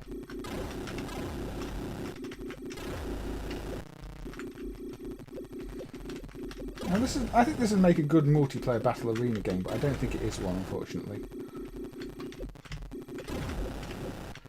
I seem to recall this does the speech in a very special way. It kind of abuses the Namco IC to do the speech, although I don't know the details of that. I think there was a check in recent years to change how it works to be more accurate to hardware. Get ready. You got shield too, yeah.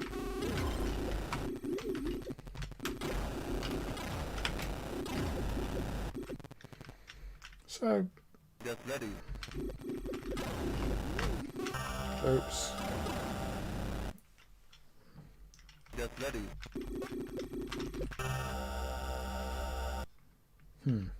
Get ready. One-shot deaths are annoying. I didn't use my shield in time, and suddenly I'm dead. We prefer to play combat in the 2600.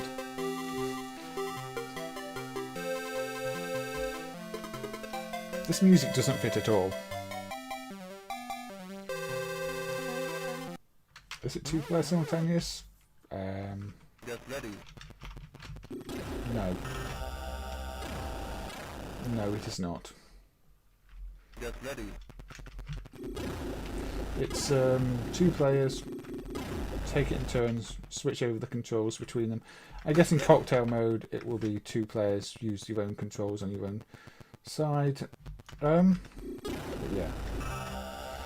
So I did notice it said this was the new version. I don't know if there's any significant differences with an old version. Let's just load the old version and see.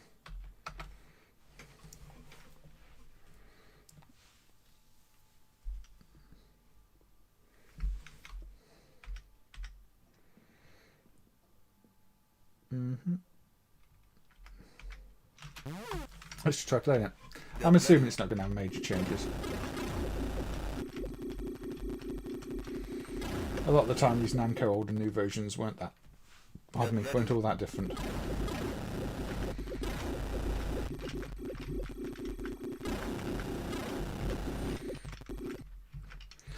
Yeah, this one would have really benefited from more players at once. Say it's some sort of multiplayer deathmatch arena. I don't think it's a bad game. I actually quite enjoy playing it. It's quite strategic, but you do blast through the rounds quickly as well, so it's not strategic in a slow way. It's just as strategic in a you place your tank in the right place and get your shots off before the enemy. Kind of reminds me of playing Berserk. Get ready. You know, you position yourself in a safe place away from the shots while trying to get shots off at something else. And everything wants to kill you. Get ready. I think this version is harder. Maybe that's what's different about the old version. It ramps up the difficulty more quickly. Because I didn't feel I had much of a chance there, but let's give it another go. I'm not hoping my cores heal me. Get ready. So I don't know. No, I can't say I don't like this one because I do quite like it. Get ready.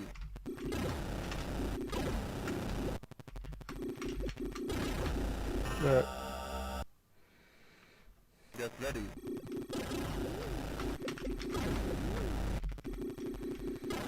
just remember to use my shield a bit more too. Get ready. Oops.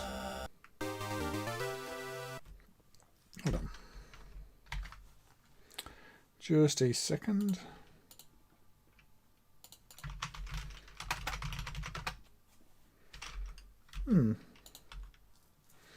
Okay. Yeah, I could play Frenzy next. Frenzy's not in the all-killer list. Get ready. Might do that.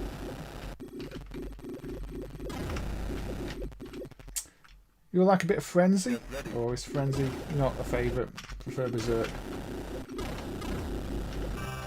Why am I just driving into explosions? You have to remember you can't just do that.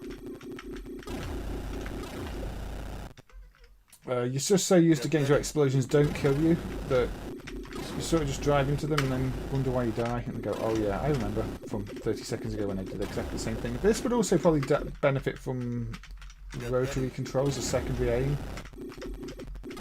Maybe. Though the way the aim moves and you lag behind it, maybe that's actually quite a good control mechanic for this game. It works better for this game than it does for, say, Get ready. the Soldier Girl one. Yeah, I use my shield. Shield just recharge though. There we go, that's how you do that level. You put your shield on straight away. Get ready.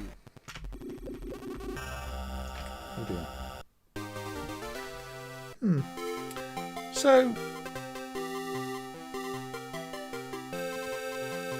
yeah, I mean it's the funny thing is you talk about NBA Jam being a fast-paced game where you blast through it, and this with its NBA National Battle Arena, whatever it was, is also quite a fast-paced game in that sense. You know, you've got to sort of learn the levels. Like once I knew that level was going to throw everything at me straight away, I knew the first thing I was going to do in it was hold down my shield button and go and hide somewhere. But yeah, you blast through the levels really quickly, so the games don't last very long, which is perfect for an arcade game because you're getting people on and off the machine as quickly as possible, and you feel like you're making progress. So actually, I think this is a really good game by Namco. I think it's probably really underrated because I don't see anybody saying, "Oh yeah, go and play Grobda." Maybe it's just got a really bad title, but I think it's a good one actually. I think it's a well balanced, well made game. It's not like when I was playing Konami's Amatelass yesterday, and it's like, well, this isn't fair. This doesn't make any sense. I'm not getting a power up I need to just survive. This is well balanced and well made, and it's got a good pace to it. So. Yeah, I quite like this one, but maybe that's just me. Maybe other people don't like it so much. I think my chat here is frozen. Let's just reload it. Yes, that chat's frozen. The only shader I'm using global is the CRT GM Deluxe. I found it does have a slight after image, but maybe some of it's YouTube encoding, but I do have the bitrate set quite high, so it shouldn't be too much to do with the encoding.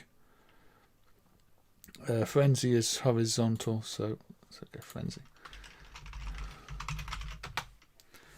So Frenzy, the sequel to Berserk, really.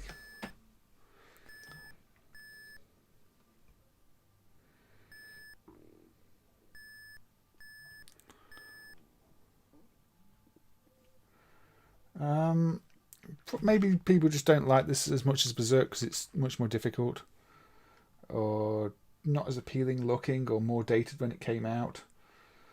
But yeah, I don't mind a bit of Frenzy, to be honest. Still got the same appealing gameplay, but it's maybe not got the simplicity of the graphics. The simple designs are maybe what made Berserk so appealing, whereas this is trying to make everything look like something rather than just simple. Also, your shots bounce off walls if you didn't see. Look, there you go. Bounce around the corner. Robot attack. He's got robot attack. Those voices are going to throw me off. Let's get out of here. And it's not, yeah, coins detected in pocket. That's why I tend to play the German versions. I can't be confused by any in-game notifications and in-stream notifications. This has got less speech as well than Berserk, which kind of, again, makes it not as good. The key thing about Berserk is the speech, and maybe they just felt the speech seemed dated or something. I really don't know. I don't know why this has got less speech. Worst case, they could have reused most of the speech. However, they didn't, and they did just say robot attack now and again, and not a whole lot else. Robot attack.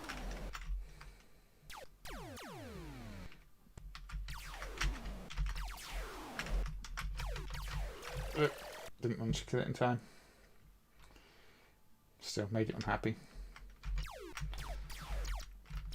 So, yeah, for a sequel, it's okay. I'd still much rather just play Berserk, personally. No, I'm not aware of any non-English version. I think this is just a much less common game. Probably no demand for a non-English version. Or they were really just trying to do it on the cheap and didn't want to record any non-English speech. Well, you know, create the files for it. Robot attack. I don't know if it's got a language dip switch for the actual text in game. I'll check. Yeah, apparently you can change the in-game text. That probably works. But I don't think it's going to change any of the speech because the speech ROMs are not. There's no different speech sets. There's different speech ROMs. No sets with different speech ROMs is what I'm trying to say.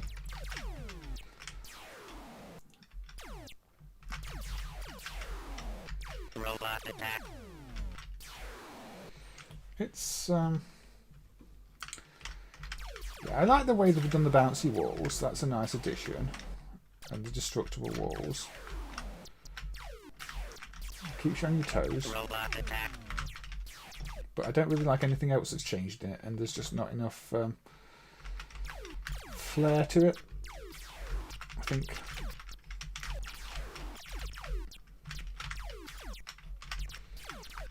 It feels more like maybe a home computer game that wants to do Berserk, but a bit different, rather than any kind of official Berserk game. Hey, Mass Ninja, thank you for joining. I hope you're doing well. Right, so let's play another few credits of this. This is going to be one that goes by quite quickly because there's not much to show with it, really, is there? It's Berserk with bouncy walls and different graphics and less speech. And some other mechanics later on, I think. The humanoid must not destroy the robot. There you go, the humanoid must not destroy the robot. Get a little bit more speech, I think. Robot attack. Charge attack, shoot, kill, destroy. There you go. We got a little bit more speech, but you see the smiley face looks all evil there.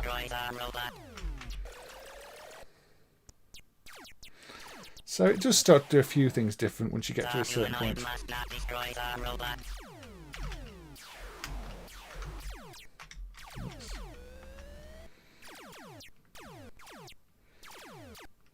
Oh, there you go. Let's give it one more credit. Just run through some screens.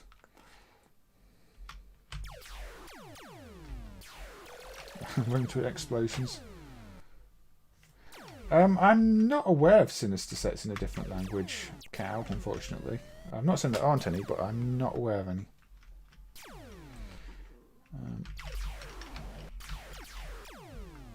Gauntlet doesn't speak any other languages either, even though there are lots of language sets, which is a shame.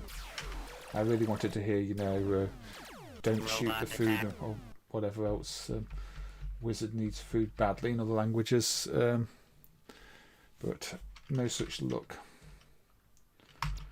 So yeah, give it another credit. I do like the random aspect of the mazes in these games. It makes it seem a little bit different every time you play, even though the sequence of enemies is always the same. The layouts are different.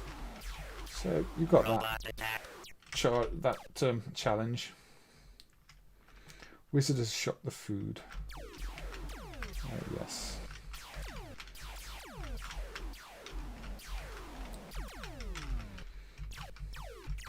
That's probably the one I was thinking of. I have shot myself.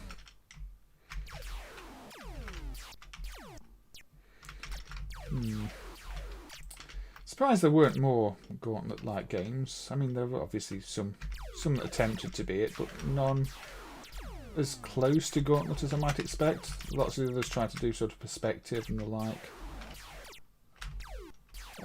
On the computers there were, but not in the arcades so much. It's one of those games that was massively popular, but didn't see quite as many direct attempts to cash in as I would have expected.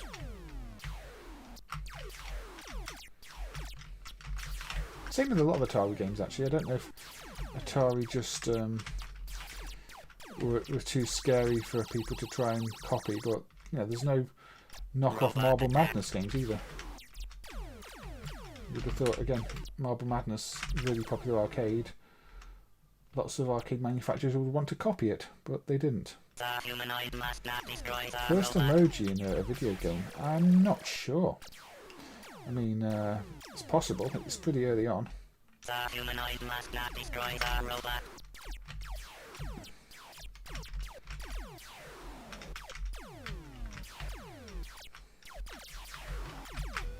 I can't get close.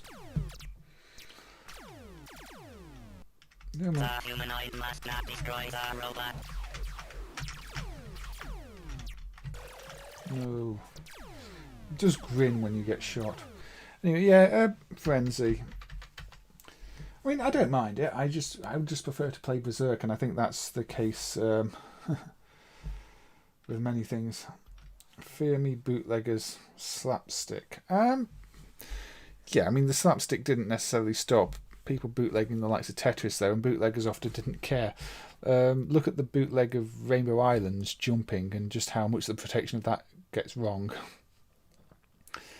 I'm sure they could have worked around it.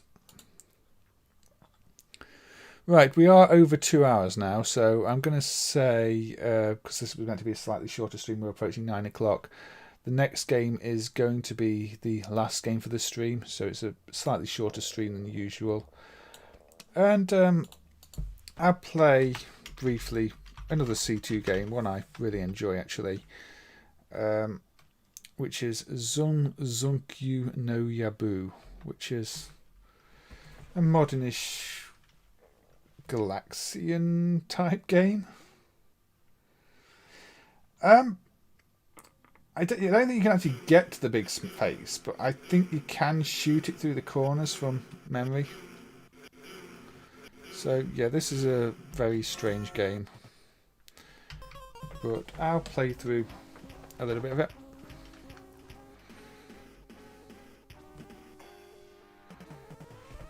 The sound balance might be slightly off, but I'm not sure.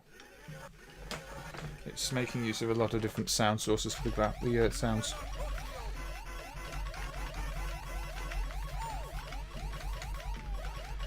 Yes, obviously you've got dancers dancing in formation. You've got other dancers entering and leaving the playfield in their own patterns. Like the waiters here.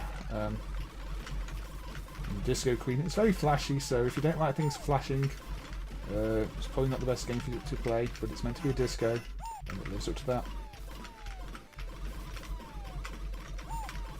And we've got Zunzun up there.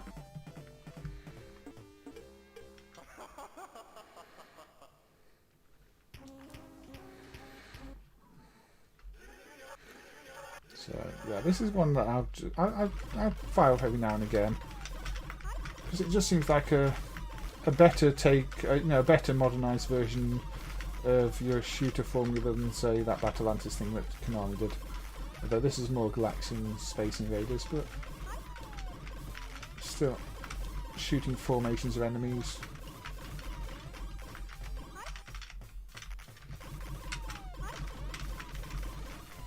And it's just got a very wacky Japanese style to it all, which works well for this game.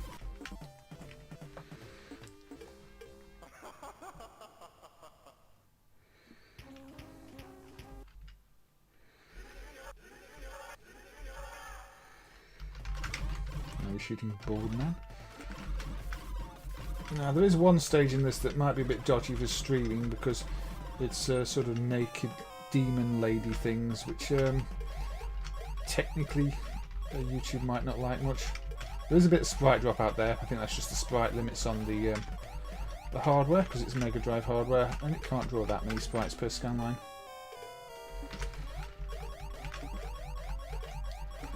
You've got your special attack, which I can just use there.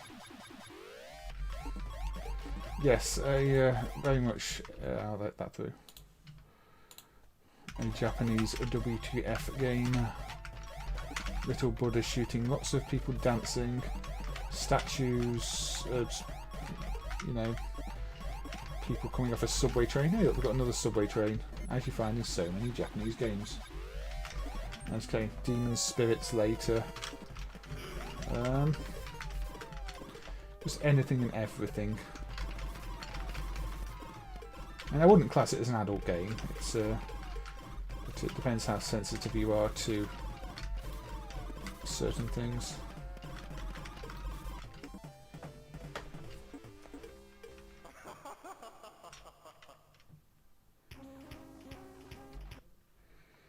So yeah. So here we go. Boss time.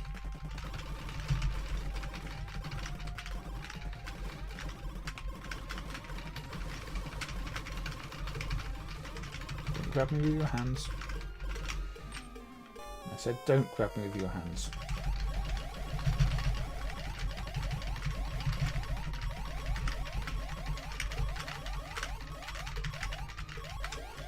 Nope. Unfortunately your collision box is a little big at times. But it's not meant to be bullet hell or anything like that. It's early 90s. There we go. So that's the first of the 4 levels done. You can choose them in any order. So let's just go with that one.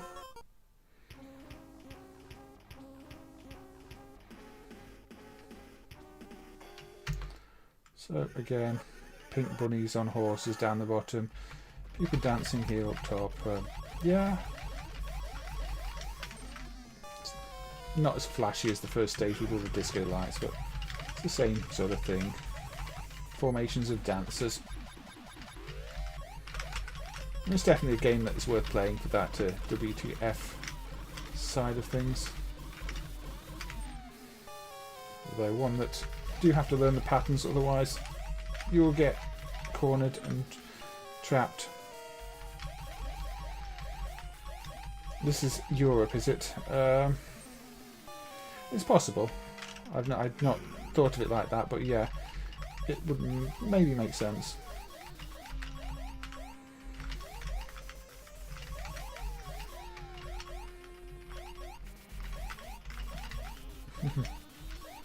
He shot. There you go. Oh, more dancers spawning. There we go.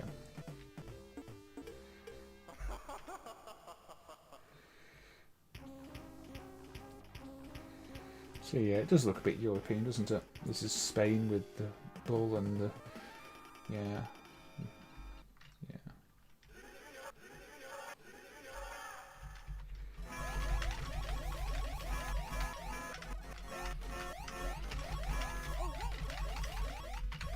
So yeah, that is probably the theme then, because this would be the Spanish bullfighting theme. Now, I do think the volume balance might be wrong here, because some bits of this music are much quieter than others.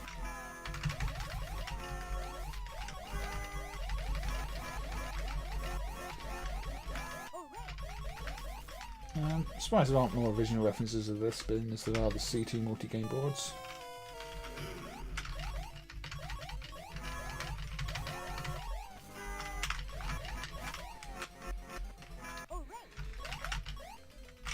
Shame the backgrounds aren't more animated, but that would probably be pushing the hardware too much.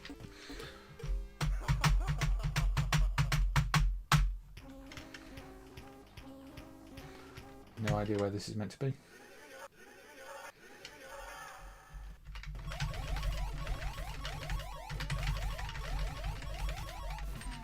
And 4 clowns. Not Mr. Doodle.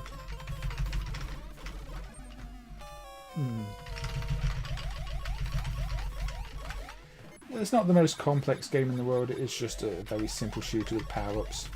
But sometimes that's all you want if you're playing an arcade game, isn't it? You just want a game where you can use basic skills and have some attractive looking graphics and something a little bit different in terms of the visuals you're getting. I mean, you're not going to find this combination of enemies in any other game or stage design.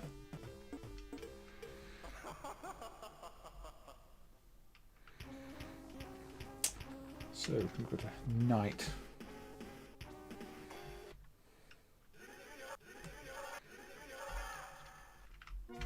That was the boss.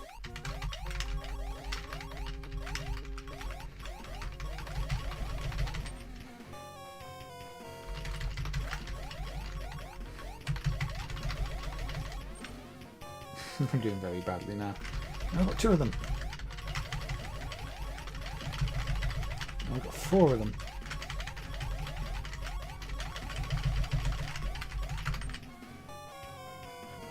I lost no life. After this stage, I'll probably call an end of the stream anyway. You can explore the rest of the game in your own time if you want. It's one I would recommend exploring in the rest of your time too. In your own time. That's great, I know what I mean. There we go. Defeated. So actually, I'll select the American stage. Does anybody know what the title actually means? Not me. I will tell you, I do not know what the title means. So what was this stage? Yeah, that looks quite American, doesn't it? It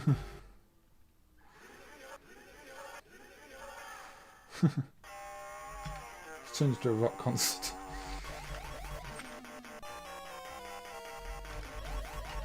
More disco.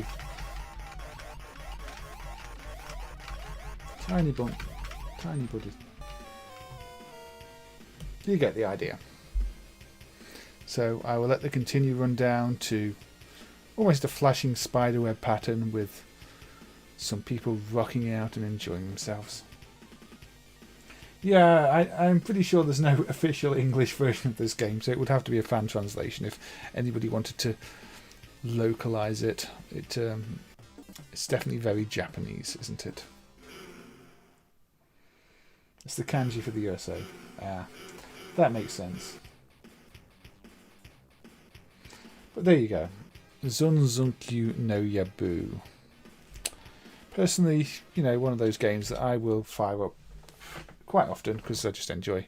I'm not very good at it. You just blast things, but if you just want to blast things, there are far worse ways to blast things than lots of flashing colours and crazy sprite designs and the like. The Yahaha keyboard, yes. Anyway, that is going to be it for this stream because, as I say, it's gone 9 o'clock and I do want to look at Nikki and Bunty's stream and Zypho's stream, and they're all starting around now, and I also need to grab a bite to eat before I settle into the rest of my evening. So, as always, thank you to everybody who's joined and had a little chat and maybe hopefully seen some games they haven't seen before and might be going and trying them themselves in their own time, which is why I do these things. It means Zunzunkyou's ambition. So that's part of the name. Zunzun was, I think, printed on the DJ box at the start of the game. I thought it might mean something else. Anyway, also, yeah, thank you, Bob, for your random fact. As always, you know, it's nice to have a little theme like that of somebody coming in with a random fact all the time, isn't it? But yes, say thank you to everybody. It's been good, and of course, thank you to MAME Fan who dropped the donation at the start of the stream. That will definitely pay for some drinks or the like for the next stream. So always good, thank you, and I will see you on the next stream, which could end up being tomorrow, could end up being Sunday. I don't know. I've not got a planned schedule yet, as you probably know if you followed any of these. But all right, I will see you. Take care and